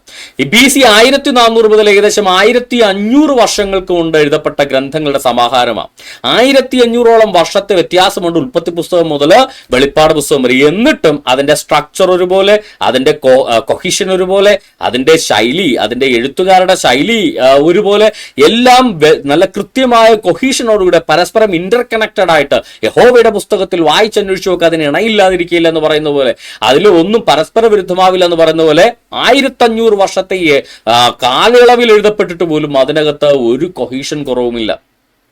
എന്നാൽ ഖുർആൻ എന്ന് പറയുന്ന AD 610 മുതൽ 23 വർഷങ്ങൾ കൊണ്ട് മുഹമ്മദ് എഴുതിയിട്ട് ആദ്യം പറഞ്ഞ വാക്കുകളൊക്കെ പിന്നീട് എടുത്തു മാറ്റി നാട്ടുകാർ ചോദ്യം ചെയ്തപ്പോൾ അള്ളാഹുവിന് ഇഷ്ടമുള്ളതൊക്കെ അള്ളാഹു റദ്ദാക്കിയിട്ട് പുതിയത് അതിനേക്കാൾ നല്ലത് പുതിയത് വെക്കും എന്ന് സൂറത്ത് അൽ ബഖറയിൽ ആയത്തിറക്കേണ്ട ഗതികേട് വരെ വന്ന പുസ്തകമാണ് ഈ ഖുർആൻ എന്ന് പറഞ്ഞു കഴിഞ്ഞാൽ. സൂറത്ത് നജ്മിൽ 53ാമത്തെ സൂറ 19, 20, 21, 22 ആയത്തുകൾ വായിക്കുമ്പോൾ ലാത്തയെ മുസയും നിനക്കറിയില്ലയോ, മൂന്നാമതായുള്ള മനാത്തയെ പറ്റി നിനക്കറിയില്ലയോ, ഇവർ അള്ളാഹുവിന്റെ സന്നിധിയിലെ ഗാർണിക്കുകളായിരുന്നു, ഇവരോട് ഷഫായ മധ്യസ്ഥത തേടുന്നത് അനുവദനീയമാകുന്നു എന്ന് ആയത്തിറക്കിയ മുഹമ്മദ് പിൽക്കാലത്ത് ആയത്ത് മാറ്റി തിരിച്ചു മാറ്റി ഇവര് അള്ളാഹുവിന് എന്താ പെമ്മക്കളും നിങ്ങൾക്കൊക്കെ ആമക്കളുമാണോ എന്ന ആയത്ത് തിരുത്തിയ മുഹമ്മദ്. കാരണം ചോദിച്ചാൽ പറഞ്ഞ ആദ്യം ഖുറാന്റെ ആയത്ത് എന്ന് സാത്താനായിരുന്നെന്ന്. ഈ ആയത്ത് കൊടുത്ത സാത്താനാണോ ദൈവമാണോ എന്ന് പോലും തിരിച്ചറിയാത്ത ആളെ വിളിക്കുന്ന പേരാണ് രസം, പ്രവാചകൻ. ആയത്ത് കൊടുത്ത സാത്താനാണോ ഈ പറയുന്ന അള്ളാഹു ആണോ എന്ന് പോലും തിരിച്ചറിയാൻ പറ്റാത്ത ആളാണ് പ്രവാചകൻ എന്ന് പറയുന്നത്. അദ്ദേഹം കൊടുത്ത ഈ ആയത്തുകളെയാണ് വേദഗ്രന്ഥം എന്ന് പറഞ്ഞ് ഇവർ വിശ്വസിക്കുന്നത്. സാത്താനിക് വേഴ്സ്, സൽമാൻ റുഷ്ദിയുടെ കണ്ണിപ്പോഴും അടിച്ചു പൊട്ടിച്ചത് വെറുതെ അല്ല. ഈ സാത്താനിക് വേഴ്സസിനെ ഹൈലൈറ്റ് ചെയ്തുകൊണ്ടാണ് സൽമാൻ റുഷ്ദിയുടെ കണ്ണും അടിച്ച് ഇവന്മാര് പൊട്ടിച്ചത്. ഇനി വിശുദ്ധ ബൈബിൾ എന്ന് പറഞ്ഞാൽ ചരിത്രം, കവിതകൾ, പ്രവചനങ്ങൾ, നിയമങ്ങൾ, അധ്യാപനങ്ങൾ എന്നിവയുടെ സമാഹാരമാണ് വിശുദ്ധ ബൈബിൾ. എന്നാൽ ഖുർആനകത്ത് വല്ലതും ഉണ്ടോ, എന്തെങ്കിലും വെളിവുള്ളതുണ്ടോ? ആകാശം പൊട്ടിപ്പിളരുമ്പോൾ ഭൂമി അങ്ങോട്ട് പോകുന്നു എന്ന് പറയുന്ന സംഭവമാണ് ഖുർആനകത്തുള്ളത്. നല്ലൊരു ചരിത്രമുണ്ടോ? ചരിത്രമായിട്ട് ഒരു ബന്ധവുമില്ലാത്ത കാര്യങ്ങൾ. അബ്രഹാമിന്റെ ബാപ്പ ആരാന്ന് ചോദിച്ചാൽ പറയും തേരഹ് എന്ന് കൃത്യമായിട്ട് വേദഗ്രന്ഥങ്ങളിൽ എഴുതിയപ്പോൾ മുഹമ്മദിന് ഇബ്രാഹിമിന്റെ ബാപ്പയാരാന്ന് പോലും അറിയില്ല. മുഹമ്മദ് പറയും ആസർ എന്നാണ് അങ്ങയുടെ പേരെന്ന് ഖുർആനകത്ത് എഴുതി വെച്ചിരിക്കുന്നത്. അത്രത്തോളം ചരിത്രത്തിനെ വികലമായി എടുത്തിട്ടുള്ള ഒരു ഗ്രന്ഥമാണ് ഖുർആൻ എന്ന് പറയുന്നത്. യേശുക്രിസ്തുവിന്റെ അമ്മ മറിയയുടെ മാതാപിതാക്കള് ആരാണെന്ന് ബൈബിൾ കൃത്യമായിട്ട് പറഞ്ഞിട്ടില്ല. എന്നാൽ മറ്റൊരു മറിയയുടെ മാതാപിതാക്കളെ കുറിച്ച് ബൈബിളിൽ പറയുന്നുണ്ട്. മോശയുടെ സഹോദരി മറിയ, ഹാറൂന്റെ സഹോദരി മറിയ. ആ മറിയയുടെ പിതാവിന്റെ പേരെന്ന് പറയുന്നത് ഇവരുടെ അമ്രാം എന്നാണ് അദ്ദേഹത്തിന്റെ പേര്. ഭാര്യയുടെ പേര് യഹോബത്ത്, അപ്പന്റെ പേര് മോശയുടെ സഹോദരി മിരിയമിന്റെയും അപ്പന്റെ പേര് അമ്രാം എന്നാണ്. അറബിയിൽ അത് ഇമ്രാൻ എന്നാണ്. ഖുർആനകത്ത് ആ മോശയുടെ സഹോദരി മറിയത്തെ പിടിച്ച് ഈസാ നബിയുടെ അമ്മയാണെന്ന് പറഞ്ഞാണ് ഖുർആന്റെ ചരിത്ര വിവരം എന്ന് പറയുന്നത്. അല്ലയോ അമ്രാമിന്റെ മകളെ എന്ന് പറഞ്ഞുകൊണ്ടും ഹാറൂന്റെ സഹോദരി എന്ന് പറഞ്ഞുകൊണ്ടും ഈസാ നബിയുടെ അമ്മയെ അഭിസംബോധന ചെയ്യുന്ന കാര്യങ്ങൾ നമുക്ക് ഖുർആനകത്ത് കാണാൻ സാധിക്കും. അഹരോന്റെ പെങ്ങളും അമ്രാമിന്റെ മകളുമായ മിറിയം ജീവിച്ചിരുന്നത് യേശുക്രിസ്തുവിനും 1400 വർഷങ്ങൾക്ക് മുന്നെയാണ് എന്ന് ചിന്തിക്കാനുള്ള ചരിത്രബോധം പോലും ഖുർആന്റെ എഴുത്തുകാരനായ അള്ളാഹുവിനോ മുഹമ്മദിനോ ജിബ്രീലിനോ ഇല്ലായിരുന്നു എന്ന് വേണം നമുക്ക് കാണാൻ. എന്നാൽ അതേസമയം ആദം മുതൽ ഇങ്ങോട്ട് യോഹന്നാൻ അപ്പോസ്തലൻ വരെയുള്ള AD 90 വരെയുള്ള കൃത്യമായ ചരിത്രത്തിന്റെ സ്കെലിറ്റൻ നമുക്ക് ഈ പറയുന്ന ബൈബിളിനകത്ത് വിശുദ്ധ വേദ പുസ്തകത്തിൽ കാണാൻ സാധിക്കും. ഇനി മുന്നോട്ട് പോയി കഴിഞ്ഞാൽ ബൈബിൾ എടുത്തു പോയി കഴിഞ്ഞാൽ ആദം ഉണ്ടായത് എങ്ങനെയാണെന്ന് മാത്രമല്ല ഹവ്വ ഉണ്ടായത് എങ്ങനെയാണെന്നും പറയുന്നുണ്ട്. ഖുർആൻ എടുത്തു നോക്കിയിട്ട് ഹവ്വ എങ്ങനെയുണ്ടായെന്ന് വെച്ചാൽ ഒരു പിടിവില്ലന്റെ പടച്ചറബേ എന്ന് വിളിക്കേണ്ടി വരും. കാര്യം ഖുർആനകത്ത് ആദത്തെ കുറിച്ച് മാത്രമേ പറയുന്നുള്ളൂ. ഹവ്വ എങ്ങനെ ഉണ്ടായെന്ന് ഖുർആന്റെ എഴുത്തുകാരന് അറിയില്ലായിരുന്നു. കാര്യം ഈ പറയുന്ന ഭാഗം വായിച്ചു കൊടുക്കാൻ യഹൂദന്മാർ അവിടെ റെഡിയായി കാണില്ല. അതുകൊണ്ട് തന്നെ എഴുത്തുമാനെ അറിയാത്ത മുഹമ്മദിന് അത് അറിയാൻ യാതൊരു വഴിയുമില്ലായിരുന്നു. അതുകൊണ്ട് ഹവ്വയുടെ കാര്യം ഖുർആനകത്ത് എങ്ങനെ ഉണ്ടായെന്ന് ഖുർആനിൽ മിണ്ടിയിട്ടില്ല. മനുഷ്യനുണ്ടായ രക്തക്കട്ട എന്നാന്ന് പറയുന്നുണ്ട്, തുറാബിൻ അഥവാ ഡസ്റ്റിൽ നിന്നാന്ന് പറയുന്നുണ്ട്, മുട്ടിയാൽ മുഴക്കം ഉണ്ടാവുന്ന കളിമണ്ണിൽ നിന്ന് പറയുന്നുണ്ട്, കറുത്ത കളിമണ്ണിൽ നിന്നാന്ന് പറയുന്നത്, അങ്ങനെ പശിമയുള്ള കളിമണ്ണിൽ നിന്നാന്ന് പറയുന്നുണ്ട്. ഇങ്ങനെ പല പല പല വേർഷൻസ് ആണ് മനുഷ്യൻ എവിടെ നിന്നുണ്ടായെന്നും.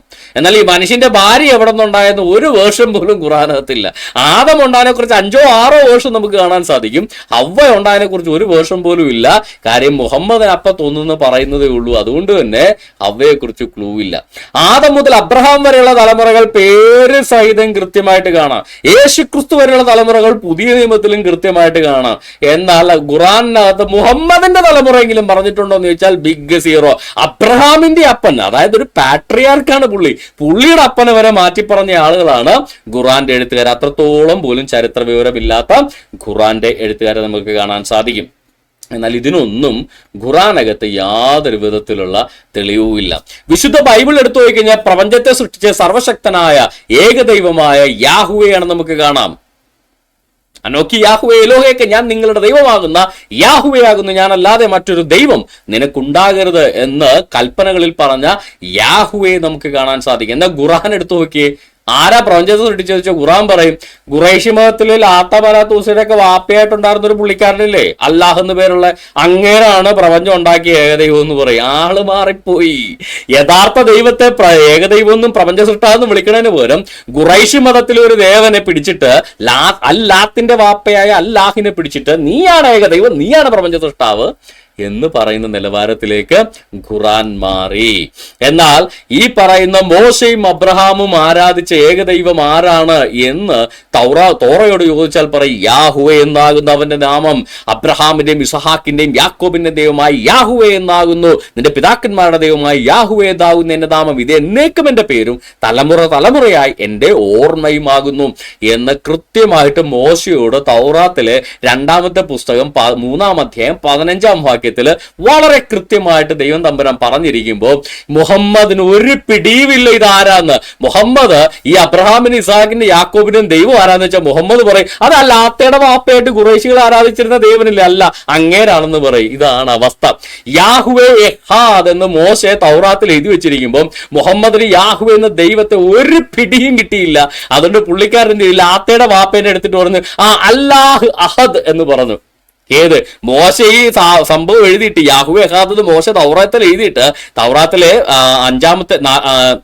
അഞ്ചാമത്തെ പുസ്തകത്തിന്റെ 6-ാം അധ്യായം 3-ാം വാക്യത്തില് ഈ മോശ അത് എഴുതി വെച്ച് 2000 വർഷങ്ങൾക്ക് ശേഷം ജനിച്ച മുഹമ്മദ് പറയുക ആ യാഹ്വേ എന്ന ദൈവത്തെ അവിടെ നിന്ന് വെട്ടിമാറ്റിയേച്ച് ഈ ഖുറൈശികളുടെ ലാത്തയുടെ വാപ്പ അല്ലാഹിനെ പിടിച്ച് അതിനകത്തിരുത്തിയിട്ട് പറയുക അല്ലാഹു അഹദ്. യാഹ്വേ അഹദ് എന്ന ഒറിജിനല്, കുന്നംകുളം ഏതാ അല്ലാഹു അഹദ്.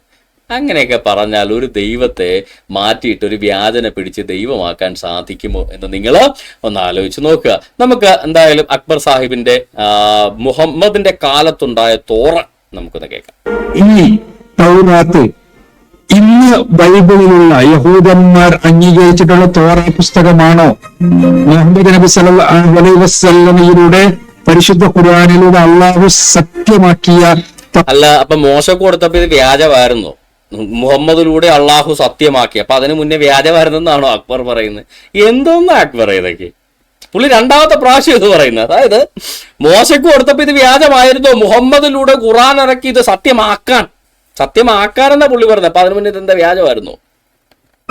മുഹമ്മദ് നബി സല്ലല്ലാഹു അലൈഹി വസല്ലമയിലൂടെ പരിശുദ്ധ ഖുർആനിലൂടെ അള്ളാഹു സത്യമാക്കിയ തൗറാത്ത്, ഇങ്ങനെയാണോ എന്റെ സുഹൃത്തിന്റെ വാദം? എങ്കിൽ അദ്ദേഹം അവര് പറയുന്ന ഉൽപ്പത്തി പുസ്തകം മുതൽ പുറപ്പാട് പുസ്തകം വരെയുള്ള പുസ്തകങ്ങളൊന്നും ഇങ്ങനെ വായിച്ചു നോക്കിയാൽ മതി. അദ്ദേഹത്തിന് ആ വാദം തിരുത്തേണ്ടി വരും എന്നാണ് എന്റെ കൃത്യമായ നിരീക്ഷണം. അല്ല, അതായത് യഹൂദന്മാരുടെ കയ്യിലിരിക്കുന്ന തോറ യഥാർത്ഥ തോറയല്ല എന്നാണ് പുള്ളി പറയുന്നത്. അതായത് യഹൂദന്മാരുടെ കയ്യിലിരിക്കുന്ന ഇരുന്ന തോറ, മുഹമ്മദിന്റെ കാലത്ത് ഉണ്ടായിരുന്ന തോറ ഒറിജിനൽ അല്ലായിരുന്നു, ഡ്യൂപ്ലിക്കേറ്റ് തോറയായിരുന്നു. പലതും കൂട്ടിച്ചേർത്ത് കൈകടത്തി മായം ചേർത്ത് കുലച്ച് കുളമ്പാക്കിയ ഒരു തോറയായിരുന്നു യഹൂദന്മാരുടെ കയ്യിൽ മുഹമ്മദിന്റെ കാലത്ത് ഉണ്ടായിരുന്നെന്നാണ് ഇദ്ദേഹത്തിന്റെ കണ്ടുപിടുത്തം. എന്നാൽ എന്റെ അക്ബർ ഖുർആൻ വായിച്ചിട്ടില്ലേ? ഖുർആനിലെ 7-ാമത്തെ സൂറ 157-ാമത്തെ ആയത്ത്, സൂറത്ത് അൽ അറാഫിലെ 157-ാമത്തെ ആയത്ത് എന്താ പറയുന്നത്? തങ്ങളുടെ കൈവശമുള്ള തൗറാത്തിലും ഇഞ്ചീലിലും രേഖപ്പെടുത്തിയതായി അവർ കാണുന്ന നിരക്ഷരനായ പ്രവാചകനുണ്ടല്ലോ. അതായത് അന്നത്തെ ക്രൈസ്തവരുടെയും യഹൂദന്മാരുടെയും കയ്യിൽ തോറയും ഇഞ്ചിയിലും പുതിയ നിയമഗ്രന്ഥങ്ങളും പഴയ നിയമഗ്രന്ഥങ്ങളും ഉണ്ടായിരുന്നു എന്ന് കൃത്യമായിട്ട് പറയുന്നു. അപ്പൊ അന്നത്തെ കാലത്ത് തോറയും ഉണ്ടായിരുന്നു, ഇഞ്ചിയിലും ആ ക്രിസ്ത്യാനികളുടെ യഹൂദന്മാരുടെ കൈവശം ഉണ്ടായിരുന്നു, തങ്ങളുടെ വശമുള്ള തോറയും ഇഞ്ചിയിലും എന്ന് ഖുറാനിലെ 7-ാമത്തെ സൂറ 157-ാമത്തെ ആയത്തിൽ കാണാം. ഇനി 2-ാമത്തെ സൂറത്ത് പശുവിലെ അൽ ബഖറയിലെ 41-ാമത്തെ ആയത്ത്, നിങ്ങളുടെ പക്കലുള്ള, അപ്പൊ അവരുടെ പക്കലുള്ള വേദഗ്രന്ഥങ്ങൾ ഏതാ? തോറയും ഇഞ്ചിയിലും ശരിവെച്ചുകൊണ്ട് ഞാൻ അവതരിപ്പിച്ച സന്ദേശത്തിൽ നിങ്ങൾ വിശ്വസിക്കുക. അതായത് ഖുർആൻ അവതരിപ്പിച്ചിരിക്കുന്നത് പോലും അന്ന് യഹൂദന്മാരുടെ കയ്യിലുണ്ടായിരുന്ന തോറയും ക്രൈസ്തവരുടെ കൈവശവുമുള്ള ഇഞ്ചിയിലും അവർക്ക് പണ്ടങ്ങാണ്ട് ഞാൻ കൊടുത്ത സാധനമല്ല.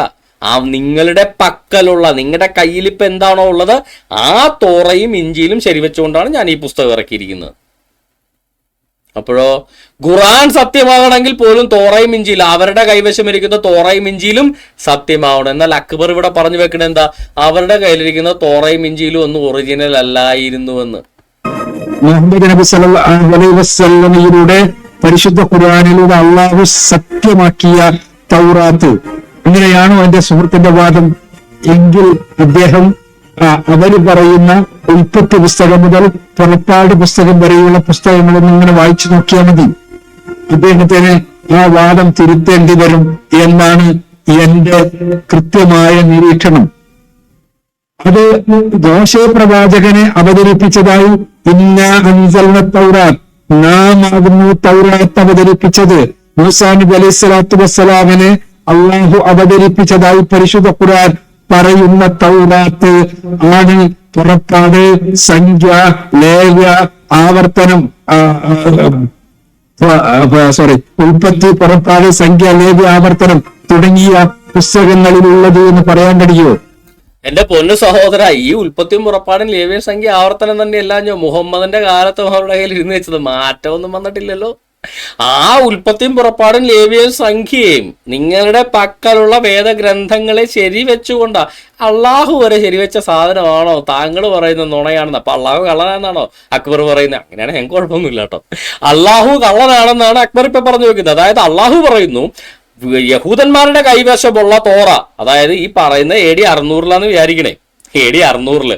തോറ അല്ല അവസാന പുസ്തകം എഴുതപ്പെടുന്ന പോലും BC 400 മലാക്കി പ്രവചന്റെ കാലത്താണ്.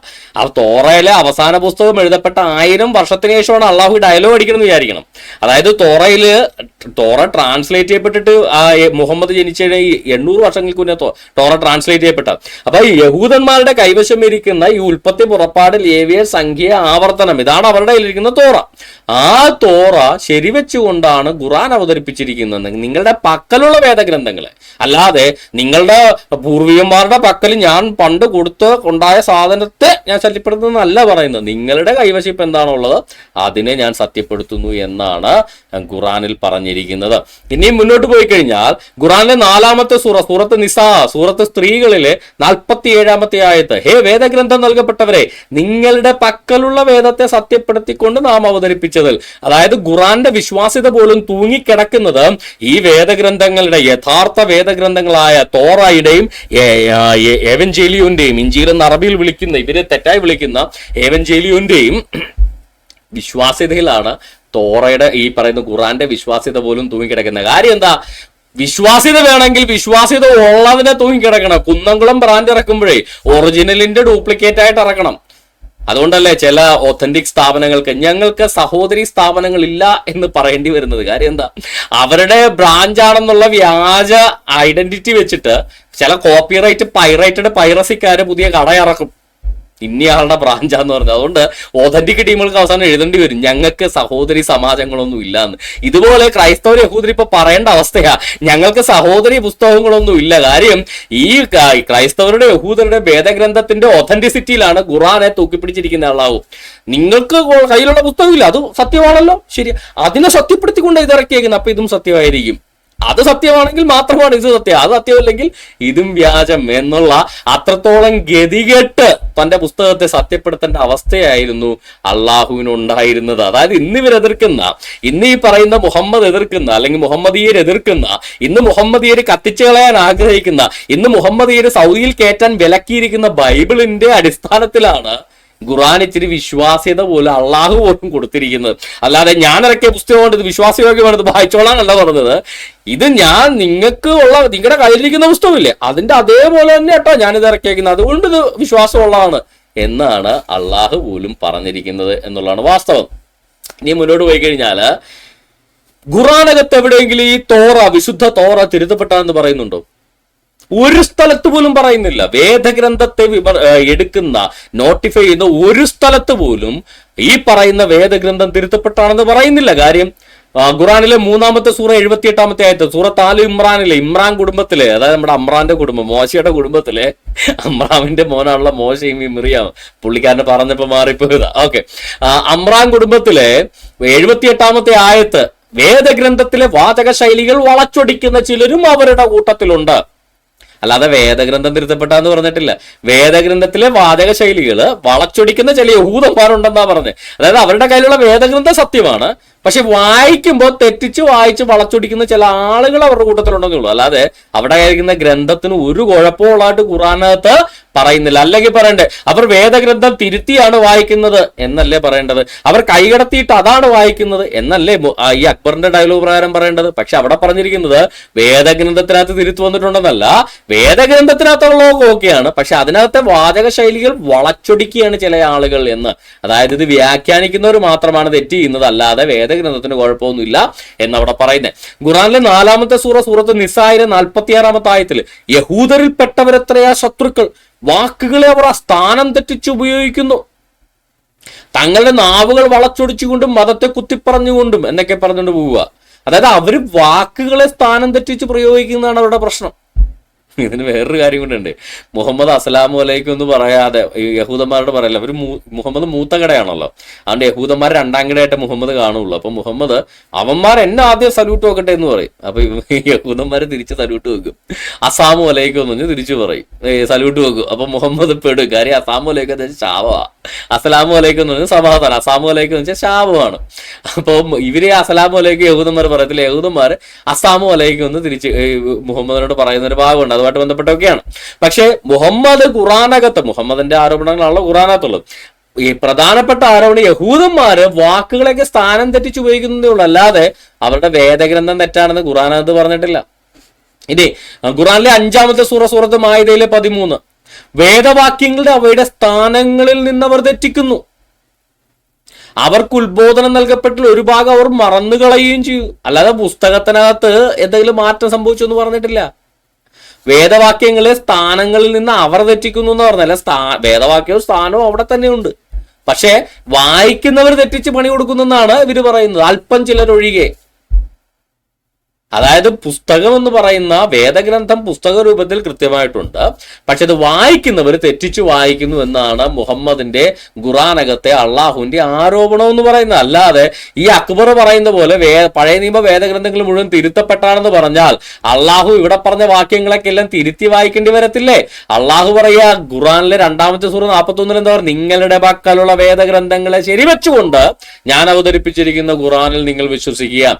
അപ്പോ ഖുറാനിൽ പറയുന്ന ഈ യഹൂദന്മാരുടെയും ക്രൈസ്തവരുടെയും പക്കലുള്ള വേദഗ്രന്ഥങ്ങളെ ശരിവെച്ചുകൊണ്ടാണ് ഖുറാനകത്ത് എഴുതിയിരിക്കുന്നത്. പക്ഷെ അക്ബർ സാഹിബിന്റെ കരച്ചിൽ അങ്ങനെയല്ല. റസൂലുള്ളാഹി സ്വല്ലല്ലാഹു അലൈഹി വസല്ലമയുടെ കാലഘട്ടത്തിലുള്ള തൗറാത്ത്, ആ തൗറാത്ത് ഖുർആൻ അംഗീകരിക്കുന്നു എന്നാണ് വാദം. ശരി, വാദത്തിന് വേണ്ടി ഞാൻ സമ്മതിക്കാം. വാദത്തിന് വേണ്ടി നിങ്ങൾ സമ്മതിക്കണം എന്തിനാന്നേ? ഇത് ഖുറാനത്ത് പറയുന്നുണ്ടല്ലോ, അവരുടെ പക്കലുള്ള വേദഗ്രന്ഥത്തെ സത്യപ്പെടുത്തിക്കൊണ്ടാണ് ഈ ഖുറാൻ അയച്ചതെന്ന്. പിന്നെ താങ്കൾ ഈ വാദത്തിന് വേണ്ടി സമ്മതിക്കണം എന്തിനാ? വാദത്തിന് വേണ്ടി സമ്മതിക്കാം. എന്നാൽ ആ തൗറാത്ത് ഇന്നുണ്ടോ? അതായത് ഈ പറയുന്ന അന്ന് യഹൂദന്മാരുടെ കൈവശമുണ്ടായിരുന്ന തൗറാത്ത് ഇന്നുണ്ടോ എന്നാ പുള്ളി ചോദിക്കുന്നത്. റസൂലുള്ളാഹി സ്വല്ലല്ലാഹു അലൈഹി വസല്ലമയുടെ കാലഘട്ടത്തിലെ തൗറാത്ത് ഇന്നുണ്ടോ? എന്റെ പൊന്നക്ബറെ, തലക്ക് വെളിവെന്ന് പറഞ്ഞ സാധനം അക്ബറിനുണ്ടോ? ഈ തോറയിലെ അവസാന ഗ്രന്ഥം, ഇപ്പൊ ഈ തോറ എന്ന് പറഞ്ഞാൽ ഇവർ ഈ 5 പുസ്തകങ്ങളാണ് എടുക്കുന്നത്. ഉൽപ്പത്തി, പുറപ്പാട്, ലേവ്യസംഖ്യ, ആവർത്തനമാണ് എടുക്കണമെങ്കിൽ അത് എഴുതപ്പെട്ടതിന് ശേഷം 2000 വർഷങ്ങൾക്ക് ശേഷമാണ് മുഹമ്മദ് ഖുറാനുമായിട്ട് പറഞ്ഞത്. അതറിയാവോ? 1ഉം 2ഉം അല്ല, 2000 years. യേശു ക്രിസ്തുവും ഞാനും തമ്മിലുള്ള വർഷവ്യത്യാസമുണ്ട്, മുഹമ്മദും മോശയും തമ്മിൽ. അതിനുള്ള കോമൺ സെൻസ് അക്ബറിനുണ്ടോ? 2000 വർഷങ്ങൾക്ക് മുന്നേ എഴുതപ്പെട്ട തോറ, ആ തോറയുടെ എത്ര കോപ്പികൾ ലോകത്തിന്റെ ഏതൊക്കെ ഭാഗത്തുണ്ടായിരിക്കും എന്നറിയാമോ? 2000 വർഷങ്ങൾ കൊണ്ട്. ഈ മുഹമ്മദിന്റെ കാലത്തുണ്ടായിരുന്ന തോറ ഇന്നില്ല എന്ന് പറഞ്ഞാൽ ഈ മുഹമ്മദിന്റെ കാലത്ത് ഉണ്ടായിരുന്ന തോറ അറബി നാട്ടിൽ മാത്രമല്ലല്ലോ. മുഹമ്മദിന്റെ കാലഘട്ടത്തിൽ തോറ ഉണ്ട്. മുഹമ്മദിന്റെ കാലഘട്ടം എന്ന് പറഞ്ഞാൽ മോശ ഇത് എഴുതി 2000 വർഷങ്ങൾക്ക് ശേഷം. യേശു ക്രിസ്തുവിന് 600 വർഷങ്ങൾക്ക് ശേഷമാണ് മുഹമ്മദ് ഈ ഡയലോഗ് അടിക്കുന്നത്. മുഹമ്മദിന്റെ കാലത്ത് ജീവിച്ചിരുന്ന അറബി നാട്ടിലുണ്ടായിരുന്ന, മക്കയിലുണ്ടായിരുന്ന, മദീനയിലുണ്ടായിരുന്ന യഹൂദന്മാരുടെ തോറയുടെ ഒരു കോപ്പിയുണ്ട്. അതുപോലത്തെ കോപ്പികൾ ജെറുസലേമിലുണ്ട്, മറ്റെന്തോരം സ്ഥലങ്ങളിലുണ്ട്. ഈ ലോകമെമ്പാടുമുള്ള തോറയുടെ കോപ്പികളിലെല്ലാം പിൽക്കാലത്ത് എല്ലാവരും ചെന്ന് ഓരോ കോപ്പി എടുത്ത് വെട്ടിത്തിരുത്തിയെന്നാണോ ഈ അക്ബർ പറയുന്നത്? എന്തൊരു വിഡ്ഢിത്തരമാണ്. ഇപ്പൊ ഏതെങ്കിലും ഒരു ഖുറാന്റെ പരിഭാഷ എടുത്തിട്ട് അല്ലെങ്കിൽ ഖുറാന്റെ ഒരു അറബി ഇപ്പം അറബി ഖുറാൻ എടുത്തു കഴിഞ്ഞാൽ പല ടൈപ്പ് ഖുറാനൊക്കെ വിടും. ഏതെങ്കിലും ഒരു ഖുറാന്റെ തന്നെ കോടിക്കണക്കിന് പ്രിന്റ് ഇന്നില്ലേ? അതിൽ ഏതെങ്കിലും ഒരു പ്രിന്റഡ് കോപ്പിയിൽ ഞാൻ കേരളത്തിലെ ഒരു പ്രിന്റഡ് അറബി ഖുറാനിനകത്ത് എന്തെങ്കിലും ഒന്ന് അള്ളാഹു എന്ന് വെട്ടിത്തിരുത്തിച്ചും തങ്കപ്പനം എഴുതി കഴിഞ്ഞാൽ ലോകമെമ്പാടുമുള്ള ഖുറാനിലെ കോപ്പികളെല്ലാം പോയത് തിരുത്തപ്പെടൂ. ഇത് എന്തോന്നായത്? ഈ മണ്ടത്തരമല്ല ഈ അക്ബർ പറയുന്നത്. ഈ മുഹമ്മദിന്റെ കാലത്തുണ്ടായിരുന്ന അറബി നാട്ടിലുള്ള ഒരു ഖുറാൻ, ഒരു തോറയില് എന്തെങ്കിലും ഒരു സാധനം ഇയാൾ പറയുന്ന പോലെ വെട്ടിത്തിരുത്തിയാൽ അത് ജെറുസലേമിലോ ഇന്ത്യയിലോ മറ്റു സ്ഥലങ്ങളിലൊക്കെ ഉള്ള ആളുകളുടെ ഇരിക്കുന്ന തോറയുള്ള ആളുകൾ അറിയത്തുപോലുമില്ല. അറബി നാട്ടിൽ ആരെങ്കിലും തോറയിലെ ഒരു കോപ്പിയിൽ തിരുത്തിയ കാര്യം മറ്റു നാടുകളിലുള്ള ആളുകൾ അറിയത്തുപോലുമില്ല. അപ്പോഴാ പറയുന്നത് മുഹമ്മദിന്റെ കാലത്തുള്ള തോറ ഇന്നില്ല, അതെല്ലാം തിരുത്തപ്പെട്ടു പോയിന്ന്. ഓരോ കോപ്പിയിലും ചെന്ന് തിരുത്തിയെന്നാണ് ഇങ്ങേര് പറയുന്നത്. എന്നാൽ ഇങ്ങേർക്ക് ചരിത്രത്തിന്റെ എന്തെങ്കിലും ഒരു വിവരം ഉണ്ടെങ്കിൽ ഒന്ന് ചിന്തിച്ചു നോക്കുക. തോറ എഴുതപ്പെടുന്നത് 2000 മുഹമ്മദിന് ജനിക്കുന്നതിന് 2000 വർഷങ്ങൾക്ക് മുന്നേ. ഇനി തോറ ഗ്രീക്ക് ഭാഷയിലേക്ക് തർജ്ജമ ചെയ്യപ്പെടുന്നത് മുഹമ്മദ് ജനിക്കുന്നതിന് 800 വർഷങ്ങൾക്ക് മുന്നേ. മുഹമ്മദ് ജനിക്കുന്നതിന് 800 വർഷം, അതായത് മുഹമ്മദിന്റെ ഒരു 8ാം തലമുറയിലും വല്യുപ്പാപ്പ പോലും ജനിച്ചിട്ടില്ല. അതിനു മുന്നേ തോറ ഗ്രീക്ക് ഭാഷയിലേക്ക് തർജ്ജമ ചെയ്തിട്ടുണ്ട്. ഈ തർജ്ജമകൾ അടക്കമുള്ള കാര്യങ്ങളെല്ലാം വെട്ടിത്തിരുത്തി എന്ന് പറയണമെങ്കിൽ ഇങ്ങേർക്ക് തലക്ക് വല്ല ഓളം ഉണ്ടാവണ്ടേ? തലക്ക് വല്ല ഓളം ഉണ്ടാകണ്ടേ? കേരളത്തിലെ കുറച്ച് ആളുകള് ഖുറാനിലെ അറബി ഖുറാനകത്ത് എന്തെങ്കിലും വെട്ടിത്തിരുത്തി ഇറത്തിയാൽ സൗദിയിൽ ഇരിക്കുന്ന ഖുറാന്റെ കോപ്പിയിൽ ആ തിരുത്ത് വരുവോ? അക്ബറെ, അങ്ങനെയാണെങ്കിൽ ഈ മുഹമ്മദിന്റെ കാലത്ത് അറബി നാട്ടിലുണ്ടായിരുന്ന ഏതെങ്കിലും യഹൂദന്മാര് മുഹമ്മദിന്റെ മരണശേഷം ഖുറാൻ ഈ തോറയിടാത്ത എന്തെങ്കിലും വെട്ടിത്തിരുത്ത് വന്നാൽ മറ്റു നാടുകളിലുള്ള തോറയിൽ മറ്റു ഭാഷകളിലേക്ക് തർജ്ജമ ചെയ്യപ്പെട്ട തോറകളിൽ എവിടെയാണ് സഹോദര തിരുത്തു വരുന്നത്? ഇത് മനസ്സിലാക്കാനുള്ള കോമൺ സെൻസ് പോലും ഇങ്ങേർക്കില്ലെങ്കിൽ പിന്നെ എന്തു പറയാനാ? തോറയൊക്കെ പഴയ നിയമ തനാക്ക് മുഴുവൻ ക്രോഡീകരിക്കപ്പെട്ടത് AD 1-ാം നൂറ്റാണ്ടിൽ തന്നെ ക്രോഡീകരിക്കപ്പെട്ട സംഭവങ്ങളാണ്. AD 3-ാം നൂറ്റാണ്ടിൽ ബൈബിളിന്റെ പുതിയ നിയമം മുഴുവൻ ക്രോഡീകരിക്കപ്പെട്ടു. അതിനും 300 വർഷങ്ങൾക്ക് ശേഷമാണ് ഈ പറയുന്ന മുഹമ്മദ് ഈ ഖുറാനുമായിട്ട് വരുന്നത്. AD 4-ാം നൂറ്റാണ്ടില് ഈ പറയുന്ന AD 300-കളില് പുതിയ നിയമം മുഴുവൻ ക്രോഡീകരിക്കപ്പെട്ടു. പല നാടുകളിലേക്ക് ആ പുതിയ നിയമം എത്തുന്നു, പല ഭാഷകളിലേക്ക് അതിന്റെ തർജ്ജമകളിലേക്ക് കിടക്കുന്നു. എല്ലാ കാര്യങ്ങളും സംഭവിച്ചുകൊണ്ടിരിക്കുമ്പോഴാണ് ഖുറാനില് പറയുന്നത് അതൊക്കെ എല്ലാം പിന്നെ വെട്ടിത്തിരിഞ്ഞ്. ഇതൊക്കെ എങ്ങനെയാണ് നടക്കണമെന്ന് പോലെ പുള്ളി ഈ പറയുന്ന അക്ബർ വിചാരിക്കുന്നത് പഴയ പോലെ എല്ലും തോലിലും ഒക്കെ എഴുതി ആരെങ്കിലും ഒക്കെ ഓർമ്മ വെച്ച് എല്ലാവരും തട്ടി പിന്നെ ആരെങ്കിലും എന്തെങ്കിലുമൊക്കെ പറഞ്ഞ് എങ്ങനെയെങ്കിലും ആവും എന്ന് പറയുന്ന ഖുറാനെ പോലെയാണ് വേദഗ്രന്ഥം എന്ന. എന്റെ പൊന്ന അക്ബർ സാഹിബേ, മുഹമ്മദ് ജനിക്കുന്നതിന് 800 വർഷങ്ങൾക്ക് മുന്നേ ഗ്രീക്ക് ഭാഷയിലേക്ക് തർജ്ജമ ചെയ്യപ്പെട്ടാണ് തോറ എന്ന് പറയുന്ന സംഭവം. മനസ്സിലായോ? അപ്പൊ ആ തർജ്ജമ അടക്കം പോയി എല്ലാ ലൈബ്രറിയിലും പോയി തിരുത്തിയെന്നൊക്കെ പറയണമെങ്കിലേ ചുമ്മാ തൊലിക്കട്ടിയൊന്നും പോരാ താങ്കൾക്ക്. ഇനി ഇങ്ങനെ തിരുത്തപ്പെട്ടു എന്ന് പറയാനുള്ള കാരണമാണ് രസം. അതാണ് ഇതിനകത്ത് ഏറ്റവും വലിയ രസം. ഞാൻ സമ്മതിക്കാം, വാദത്തിന് വേണ്ടി സമ്മതിക്കാം. എന്നാൽ ആ തൗറാത്ത് ഇന്നുണ്ടോ? റസൂലുള്ളാഹി സ്വല്ലല്ലാഹു അലൈഹി വസല്ലമയുടെ കാലഘട്ടത്തിലെ തൗറാത്ത് ഇന്നുണ്ടോ? ഇല്ല എന്നുള്ളതാണ് സത്യം. കാരണം പരിശുദ്ധ ഖുർആനിൽ തന്നെ ആ തൗറാത്തിലുള്ളതായി പറയുന്ന പല കാര്യങ്ങളുണ്ട്.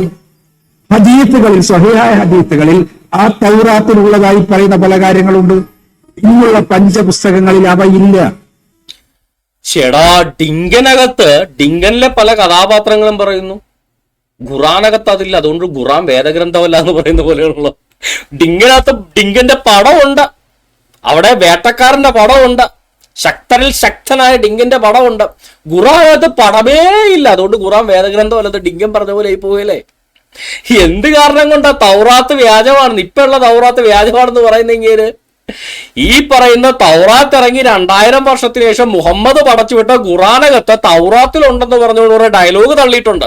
തൗറാത്ത് ഒരു പ്രാവശ്യം പോലും വായിക്കാത്ത മുഹമ്മദ്, പലരും പറഞ്ഞു കേട്ട അറിവ് മാത്രം തൗറാത്തിനെ കുറിച്ചുള്ള മുഹമ്മദ്, തൗറാത്തിൽ ഇന്ന ഉണ്ടെന്ന് പറഞ്ഞ് കുറെ തള്ളിയിട്ടുണ്ട്. ആ തള്ളൊന്നും ഒറിജിനൽ തൗറാത്തിൽ ഉണ്ടാവുകയല്ല. എങ്ങനെ ഉണ്ടാവാനാ? അതായത് ഖുറാനക ഇപ്പൊ ഞാൻ ഒരു പുസ്തകം എഴുതും. ഇപ്പൊ ഖുറാൻ ഇറങ്ങി എത്ര വർഷമായി? 1400 വർഷമായി. ഞാനൊരു പുസ്തകം ഇറക്കുക, സെബാസ്റ്റ്യൻ, ദൈവം നേരിട്ട് സെബാസ്റ്റ്യൻ എന്ന പുസ്തകം എന്ന് പറഞ്ഞിട്ടുണ്ട്. ഞാനൊരു പുസ്തകം ഇറക്കുക. ആ പുസ്തകത്തിനകത്ത് ഞാൻ പറയുക, മുഹമ്മദിന് അള്ളാഹു കൊടുത്ത ഖുറാനകത്ത് തങ്കപ്പൻ നായരുടെ അനിയനായിരുന്നു മുഹമ്മദ് എന്ന് പറഞ്ഞിട്ടുണ്ട്. എന്നിട്ട് ഞാൻ ചോദിക്കുക, നിങ്ങളുടെ കയ്യിരിക്കുന്ന ഖുറാനകത്തുണ്ടോ തങ്കപ്പൻ നായരുടെ അനിയനാണ് മുഹമ്മദ് ഇന്നത്തെ ഖുറാനകത്തുണ്ടോ? ഇല്ല. അപ്പൊ നിങ്ങളുടെ കയ്യിലിരിക്കുന്ന ഖുർആൻ തിരുത്തപ്പെട്ടതാണ്, അതൊക്കെ എല്ലാം വെട്ടിമാറ്റിയാണെന്ന് പറഞ്ഞ ഈ മുസ്ലിങ്ങൾ എന്താ പറയുക? എന്റെ സഹോദര, ഖുർആൻ എഴുതിയ 1500 വർഷങ്ങൾക്ക് ശേഷമല്ലേ നിങ്ങൾ ഈ പുസ്തകം എഴുതുന്നേ? അപ്പൊ നിങ്ങൾക്കല്ലേ വിശ്വാസയോഗ്യത കുറവെന്നല്ലേ പറയൂ? ഇത് തന്നെയല്ലേ ഈ മുഹമ്മദും പറയുന്നത്. മുഹമ്മദ് ഉണ്ടാക്കിയ ഖുറാനകത്ത് എന്തൊക്കെയോ വ്യാജമായിട്ട് എഴുതി പിടിപ്പിച്ചിട്ട് അത് തോറയിടാത്തില്ല എന്ന കാരണം കൊണ്ട് തോറ തെറ്റാണ്, ഇന്ന് കയ്യിരിക്കുന്ന തോറ മുഴുവൻ തെറ്റാന്ന് പറഞ്ഞത് എന്ത് വിവരക്കേടാണ് എന്റെ പൊന്നക്ബർ സാഹിബേ. ഒന്ന് ആലോചിച്ച് നോക്കുക. ഖുറാൻ തിരുത്തപ്പെട്ടാന്ന് പറഞ്ഞ ഒരു ലോജിക് ഉണ്ട്. കാര്യം എന്താ? ഖുറാൻ മുഹമ്മദിന്റെ കാലത്തിന് ശേഷം വന്ന പുസ്തകമാണ്. മുഹമ്മദിന്റെ കാലത്ത് ഖുറാൻ എഴുതപ്പെട്ട കോപ്പിയില്ല. ഓതറായ മുഹമ്മദിന് കോപ്പി വായിച്ചു കേട്ട് തിരുത്താൻ ഒരു അവസരം പോലും കിട്ടിയിട്ടില്ല. മുഹമ്മദ് മരിച്ചതിന് ശേഷം വർഷങ്ങൾക്ക് ശേഷമാണ് സയ്യിദ് ബിൻ സാബിത്ത് ഖുറാൻ ക്രോഡീകരിക്കുന്നത്, ഒരു പുസ്തക രൂപത്തിലാക്കുന്നത്. എന്നിട്ട് മിസ്സിങ് പറ്റി. പിന്നെ ഉദുമാന്റെ കാലത്ത് ക്രോഡീകരിക്കുന്ന കാലത്താണ് മിസ്സിങ് പറ്റിയ പലതും കിട്ടിയത്. എന്നിട്ട് മിസ്സിങ് പറ്റിയില്ലേ? എന്നിട്ട് നൂറ്റിക്കണക്കിന് ആയത്തുകൾ മിസ്സിങ് ആയ സൂറ വരെ ഖുറാനകത്തുണ്ട്. സൂറകൾ അപ്പാടെ തന്നെ ഖുറാനകത്തുനിന്ന് മിസ്സിങ് ആയിട്ടുണ്ട് എന്റെ പൊന്നക്ബറെ. അപ്പൊ പറയുക, ഇന്ന് കയ്യിരിക്കുന്ന തോറ സത്യമല്ല എന്ന് പറയാനുള്ള കാരണം മുഹമ്മദ് സഹീഹായ ഹദീസിൽ തോറയിലുണ്ടെന്ന് പറഞ്ഞിട്ടുള്ള പല തള്ളുകളും തോറയിടത്തിൽ എങ്ങനെ ഉണ്ടാവും? മുഹമ്മദ് തോറ വായിച്ചിട്ടില്ലല്ലോ. മുഹമ്മദിന് എഴുത്തും വായന അറിയില്ല, തോറ വായിച്ചിട്ടുമില്ല. അപ്പൊ മുഹമ്മദിന്റെ അറിവുകേട് കാരണം തോറ തിരുത്തപ്പെട്ടതാണ്. മുഹമ്മദ് ജനിക്കുന്നതിന് 2000 വർഷം മുന്നേ എഴുതപ്പെട്ടാണ് പൊന്ന് സാറേ തോറ. മുഹമ്മദ് ജനിക്കുന്നതിന് 800 വർഷങ്ങൾക്ക് മുന്നേ ഗ്രീക്ക് ഭാഷയിലടക്കം തർജ്ജമ ചെയ്യപ്പെട്ടാണ് തോറ. മുഹമ്മദ് ജനിക്കുന്നതിന് 800 വർഷങ്ങൾക്ക് മുന്നേ പല ലൈബ്രറികളിലും ഗ്രീക്ക് ഭാഷയിലും ഹീബ്രു ഭാഷയിലും അതിനുശേഷം അരമിക് ഭാഷയിലും തർജ്ജമ ചെയ്യപ്പെട്ട് രേഖപ്പെടുത്തപ്പെട്ടിരിക്കുന്ന കൃതിയാണ് തോറ. ആ തോറ ഓരോ ചില സ്ഥലത്തും ചെന്ന് തിരുത്തി എഴുതി എന്നൊക്കെ പറയണമെങ്കിൽ ഇങ്ങനെ തലക്കോളമായിരിക്കും എന്നല്ലാതെ മറ്റൊന്നും പറയാനില്ല. അപ്പോ മുഹമ്മദിന് എഴുത്തും വായന അറിയായിരുന്നത് കൊണ്ടും മുഹമ്മദിന് തോറ വായിച്ച് ഫസ്റ്റ് ഹാൻഡ് ഇൻഫർമേഷൻ ഇല്ലായിരുന്നത് കൊണ്ടും മുഹമ്മദ് തോറയിലുണ്ടെന്ന് ആരോ പറഞ്ഞു പറ്റിച്ച പല കാര്യങ്ങളും ഉള്ളതായിട്ട് വെച്ച് തള്ളിയിട്ടുള്ളത് കൊണ്ടും സഹിഹായ ഹദീസിൽ തോറയിലുണ്ടെന്ന് പറയുന്ന കാര്യങ്ങൾ തോറയിലില്ല. അതിനിപ്പോ എന്ത് ചെയ്യാൻ പറ്റും? അബ്രഹാമിന്റെ പിതാവ് തേരഹാന്ന് തോറയിലുണ്ട്, ആസറാന്ന് ഖുറാനകത്തുണ്ട്. അതുകൊണ്ട് ഖുറാനാണോ തെറ്റാകുന്നത്, തോറയാണോ തെറ്റാകുന്നത്? മുഹമ്മദിന്റെ വാപ്പ അബ്ദുള്ളയാന്ന് ഖുറാനകത്തുണ്ടെന്നിരിക്കട്ടെ, ഇന്ന് സെബാസ്റ്റ്യൻ മുന്നക്കൽ പുസ്തകത്തിനകത്ത് മുഹമ്മദിന്റെ ബാപ്പ അബ്ദുള്ളയല്ല തങ്കച്ചനാന്ന് എഴുതി വെച്ച് കഴിഞ്ഞാൽ ഏതാ ശരിയാകുക? ഞാൻ ഇന്ന് എഴുതണമാണോ അതോ ഖുറാനകത്തുള്ളതാണോ ശരിയാകുക? ഖുറാനകത്തുള്ളതല്ലേ? ഇതുപോലെ തന്നെയല്ലേ അബ്രഹാമിന്റെ ബാപ്പ ആരാണെന്ന് തേരഹാണെന്ന് തോറയിടത്ത് എഴുതിയിരിക്കുമ്പോ തോറയിൽ അത് എഴുതി 2000 വർഷങ്ങൾക്ക് ശേഷം ജനിച്ച മുഹമ്മദ് അബ്രഹാമിന്റെ ബാപ്പ ആസറാണെന്ന് ഖുറാനകത്ത് എഴുതി കഴിഞ്ഞാൽ അത് ശരിയാണ്, അതുകൊണ്ട് തോറ തെറ്റാണെന്ന് പറയുന്നത് എന്ത് വിഡ്ഢിത്തരമാണ് അക്ബർ സാഹിബേ. അത് മനസ്സിലാക്കാനുള്ള കോമൺ സെൻസ് പോലും നിങ്ങൾക്കില്ലല്ലോ. പിന്നെ അതില്ലാത്തതുകൊണ്ടാണല്ലോ താങ്കൾ ഇന്ന് മുസ്ലിമായിട്ട് നെറ്റിൽ തഴമ്പം വെച്ച് നിൽക്കുന്നത്. എന്തായാലും കൊള്ളാം, നമുക്ക് തുടരാം. ഇനി ഈ പറയുന്ന അക്ബർ പറയുന്ന ഈ ഖുറാനകത്തും ഹദീസുകൾക്കകത്തും പറയുന്ന പല കാര്യങ്ങളും ഇന്ന് കാണുന്ന തോറയിലില്ല, അതുകൊണ്ട് തോറനെ വിശ്വസിക്കാൻ പറ്റുന്നില്ല എന്ന് പറയുന്നില്ലേ? എന്റെ പൊന്ന അക്ബറെ, മുഹമ്മദ് മരിച്ചതിന് ശേഷമാണ് ഖുറാൻ ക്രോഡീകരിച്ചത്. ആരിൽ നിന്ന്? പലരുടെ ഓർമ്മയിൽ നിന്ന്. പിന്നെ കുറെയൊക്കെ എല്ലിന്നും പല്ലിന്നൊക്കെ കിട്ടി.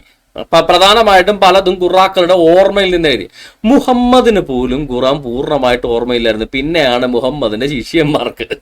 മുഹമ്മദിന് പോലും ഖുറാൻ പൂർണ്ണമായിട്ട് ഓർമ്മയില്ലായിരുന്നു. പിന്നെയാണോ മുഹമ്മദിന്റെ ഡ്യൂപ്ലിക്കേറ്റ് ശിഷ്യന്മാർക്ക് ഖുറാൻ ഓർമ്മയുണ്ടാകുന്നത്? പിന്നെയാണോ സയ്യിദ് ബിൻ സാബിത്തിന്, മുഹമ്മദ് ഖുറാൻ തുടങ്ങുന്ന സമയത്ത് ജനിച്ചിട്ട് പോലും ഇല്ലാത്ത സയ്യിദ് ബിൻ സാബിത്തിന് ഖുറാൻ ഓർമ്മയുണ്ടാകുന്നത്? സൂറ തലകിറങ്ങുമ്പോൾ സയ്യിദ് ബിൻ സാബിത്ത് ജനിച്ചിട്ട് പോലും ഇല്ല. ആ സയ്യിദ് ബിൻ സാബിത്താണ് ഖുറാൻ ക്രോഡീകരിക്കുന്നത്. അപ്പൊ ഈ ഖുറാൻ ക്രോഡീകരിച്ച സയ്യിദ് ബിൻ സാബിത്ത് ജനിക്കുന്നതിന് മുന്നേ പോലും സൂറകൾ ഇറങ്ങിയിട്ടുണ്ട്. അപ്പൊ ഖുറാൻ ഉണ്ടാക്കിയ മുഹമ്മദിന് പോലും ഖുറാൻ പൂർണ്ണമായിട്ട് ഓർമ്മയില്ലായിരുന്നു. അപ്പൊ പിന്നെ സയ്യിദ് ബിൻ സാബിത്ത് അവിടെ നിന്ന് ഇവിടെ നിന്നും വെട്ടിക്കൂട്ടിയെടുത്ത സാധനമായ ഈ ഖുറാൻ എന്ത് ഒറിജിനാലിറ്റി നിങ്ങൾ അവകാശപ്പെടുന്നത്? സഹീഹ് മുസ്ലിമില് ബുക്ക് നമ്പർ 6 ഹദീസ് നമ്പർ 265 ആയിഷ നിവേദനമായിട്ടുള്ള ഹദീസ് ഉണ്ട്, തള്ളാൻ പറ്റില്ല. സഹീഹ. Ayisha reported that the messenger of Allah heard a person reciting Quran at night. Ayisha പ്രകാരം പറയുന്നു, മുഹമ്മദ് ഒരു ദിവസം രാത്രി ഒരാള് ഖുറാൻ പാരായണം ചെയ്യുന്നത് കേട്ടപ്പോൾ മുഹമ്മദ് ഇപ്രകാരം അരുളി ചെയ്തു, അള്ളാഹു അവനോട് കരുണ കാണിക്കുമാറാകട്ടെ, അദ്ദേഹം എന്നെ ഓർമ്മിപ്പിച്ചു, such and such a verse which I have missed in such and such surah. ഇന്ന സൂറയിൽ ഇന്ന ആയത്തുകൾ ഞാൻ മറന്നുപോയി, അദ്ദേഹം ഇങ്ങനെ ഉരുവിട്ടപ്പോ എനിക്ക് ഓർമ്മ വന്നു. മുഹമ്മദിന് പോലും ഖുറാൻ മറന്നു പോവുക. വേറെ ആരാണ്ടൊക്കെ ഉരുവിട്ടപ്പോ അത് ഖുറാനകത്തുള്ളതെന്ന് മുഹമ്മദ് ഓർത്തു എന്നാ പറയാം. തമ്പുരാനറിയാം. അങ്ങേര് വല്ല വെള്ളം അടിച്ച് വല്ല കവിതയും ചൊല്ലിയായിരിക്കും അതിപ്പോ ഖുറാനകത്തുണ്ടെന്ന് മുഹമ്മദ് പറഞ്ഞതാവാനും മതി. എന്തോ ആയിക്കൊള്ളട്ടെ, മുഹമ്മദിന് ഖുറാൻ പൂർണ്ണമായിട്ട് ഓർമ്മയില്ലായിരുന്നു.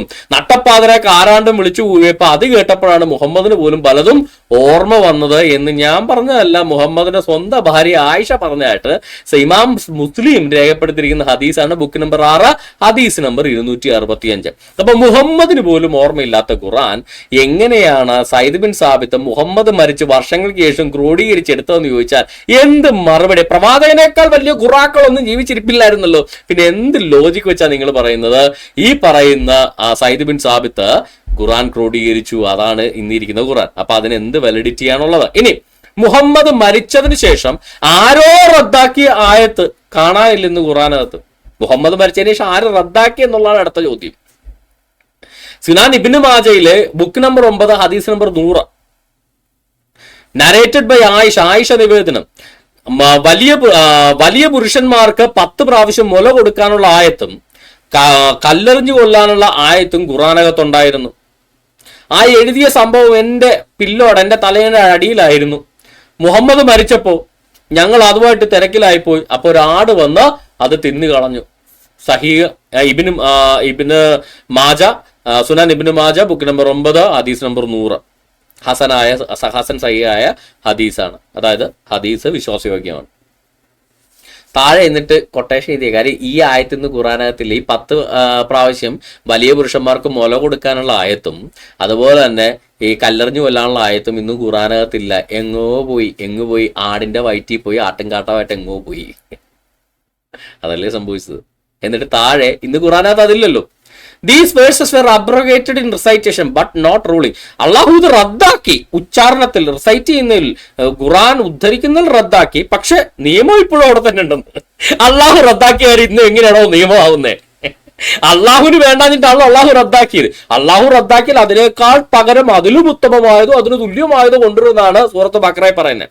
അങ്ങനെ അള്ളാഹു റദ്ദാക്കിയെങ്കിൽ അള്ളാഹു അതിലും ഉത്തമമായത് കൊണ്ടുവന്നിട്ടുണ്ട്. അങ്ങനെയാണ് പിന്നെ എങ്ങനെയാണ് അതിപ്പോഴും റൂളിങ്ങിൽ ഉണ്ടാവുന്നത്? അതായത് കല്ലെറിഞ്ഞു കൊല്ലുന്ന റൂളിംഗ് ഇപ്പോഴും ഉണ്ട്, പക്ഷെ ആയത്ത് ഖുറാനകത്ത് നിന്ന് അള്ളാഹു റദ്ദാക്കി. അള്ളാഹു റദ്ദാക്കിയെങ്കിൽ അതിലും മേത്തരമായത് അള്ളാഹു കൊണ്ടുവന്നല്ലോ, അല്ലെ അതിന് തുല്യമായിട്ടുള്ള കൊണ്ടുവന്നല്ലോ. പിന്നെ എങ്ങനെയാണ് ആ റൂളിംഗ് നിലനിൽക്കുന്നത്? അപ്പോ ഒരു കൊട്ടേഷൻ ഇട്ട് രക്ഷപ്പെടാൻ നോക്കുക. അതാ ഹദീസിനകത്തുള്ളതല്ല, താഴെ അവന്മാര് നമ്പർ ഇട്ട് എന്താ പറയാ ലൈൻ എഴുതി വെക്കുക. ഈ വേഴ്സ് റദ്ദായിപ്പോയി. കാര്യം എന്താ പറയുക, ഈ സംഭവം ഇന്നത്തെ ഖുറാനകത്തില്ല. അത് എങ്ങോട്ട് പോയി എന്നറിയണമെങ്കിൽ ആട്ടിൻകാട്ടമായിട്ട് അറബി നാട്ടിൽ പോയി നമുക്ക് വേണേൽ തമാശയായിട്ട് പറയാം, കാരണം ആടാണല്ലോ തിന്നത്. പക്ഷെ അത് എങ്ങോട്ട് പോയെന്ന് അറിയണമെങ്കിൽ അക്ബറെ സെൻസ് മാത്രം പറയും, ഇച്ചിരി സെൻസിബിലിറ്റിയും വേണം.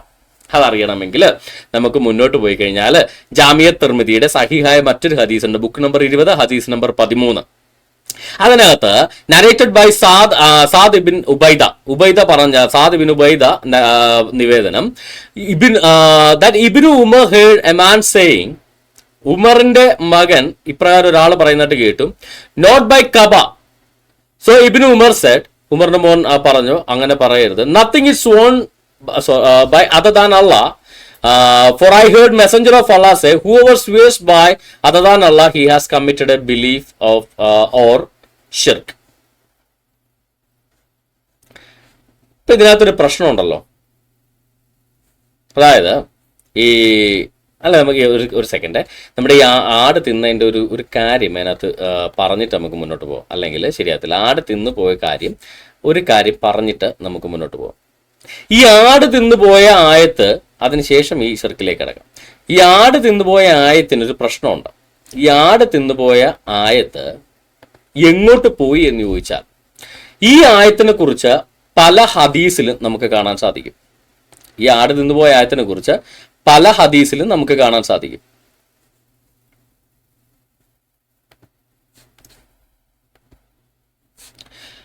ആ ഹദീസില് ഉമർ പറയുന്ന ഹദീസുണ്ട്. ഈ ആട് തിന്നുപോയ ആയത്തിനെ കുറിച്ച് ഉമർ പറയുന്ന ഹദീസുണ്ട്.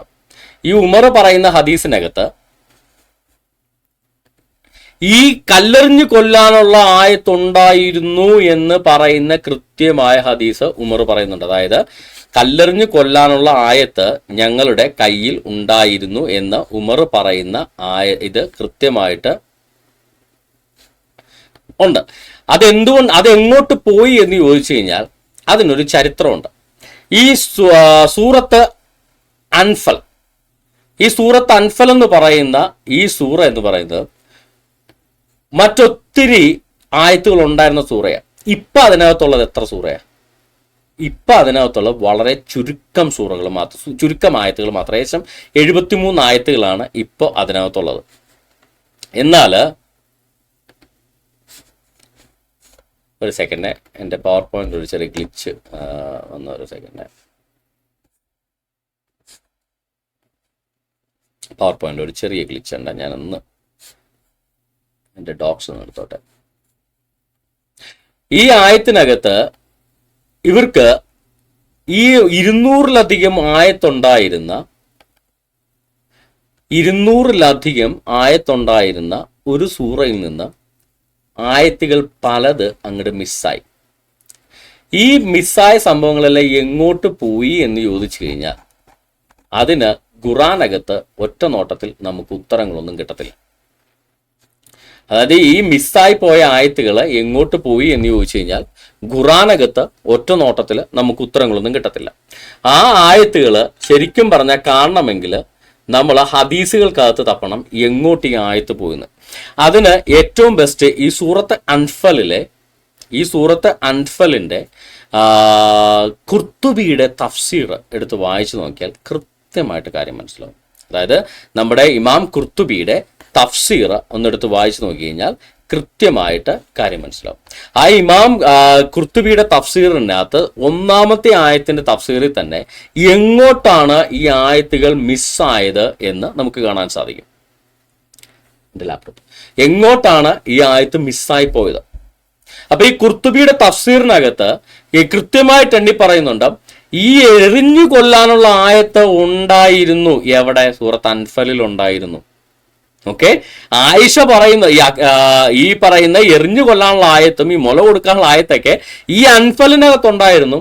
അത് മുഹമ്മദിന്റെ ജീവിതകാലത്ത് അതിനകത്ത് 200-നടുത്ത് ആയത്തുണ്ടായിരുന്നു. മുഹമ്മദ് മരിച്ചതിന് ശേഷം ആ ആയത്തുകൾ മിസ്സായി. ക്രോഡീകരിച്ച സമയത്ത് ആ ആയത്തുകൾ കിട്ടിയില്ല. അപ്പൊ അതിനകത്തൊരു പ്രശ്നമില്ലേ? അതായത് മുഹമ്മദിന്റെ ജീവിതകാലത്ത് ആയത്തുണ്ടായിരുന്നു, പിന്നീട് അത് ക്രോഡീകരിച്ചപ്പോ ആ ആയത്ത് മിസ്സായി. ആയത്ത് കിട്ടിയപ്പോ ക്രോഡീകരിച്ചു കഴിഞ്ഞപ്പോ എന്തുണ്ടായി? ആകെ കിട്ടിയത് എണ്ണിച്ചുട്ടപ്പം പോലെ 73 ആയത്ത്. മൊത്തം ഉണ്ടായിരുന്നത് 200-ലധികം ആയത്ത് ഉണ്ടായിരുന്നു. കിട്ടിയത് എണ്ണിച്ചുട്ടപ്പം പോലെ 73 ആയത്താണ് ഇവർക്ക് ആകെ അത് ക്രോഡീകരിച്ചപ്പോ കിട്ടിയത്. ഇതിൽ നിന്ന് എന്ത് മനസ്സിലായി? ഈ ആട് തിന്നപ്പോ ആയത്ത് മൊത്തത്തിൽ അങ്ങ് മിസ്സായി എന്ന് മനസ്സിലായി. ആട് തിന്നപ്പോ പോയത് ആയത്ത് മുഴുവനാണ്. ആയത്ത് മുഴുവൻ അങ്ങ് മിസ്സായപ്പോ ഖുറാനകത്ത് ആ 73 ആയത്തില് ഈ ആട് തിന്ന ആയത്ത് പോയി. സോറി കേട്ടോ, എൻ്റെ പവർ പോയിന്റ് ഒന്ന് അപ്ഡേറ്റ് ആവാൻ ഇച്ചിരി സമയം എടുത്തു, അതുകൊണ്ടാണ്, ക്ഷമിക്കുക.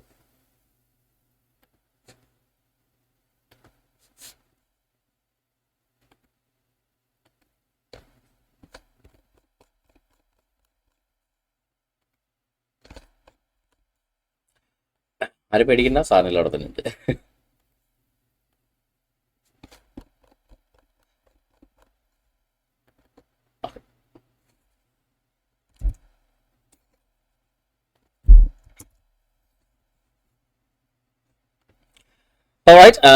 അപ്പോൾ ഈ ആയത്ത് എങ്ങോട്ട് പോയെന്ന് അറിയണമെങ്കിൽ നമുക്ക് 1-2 ഹദീസ് കൂടെ എനിക്ക് എടുത്ത് കാണിക്കുന്ന ശീലമുള്ളതുകൊണ്ടാണ് ഈ പ്രശ്നം. നമുക്ക് 1-2 ഹദീസ് കൂടെ നമുക്ക് എടുത്തു നോക്കാം ഈ ആയത്ത് എങ്ങോട്ടാണ് പോയതെന്ന് അറിയണമെങ്കിൽ. ഓക്കെ,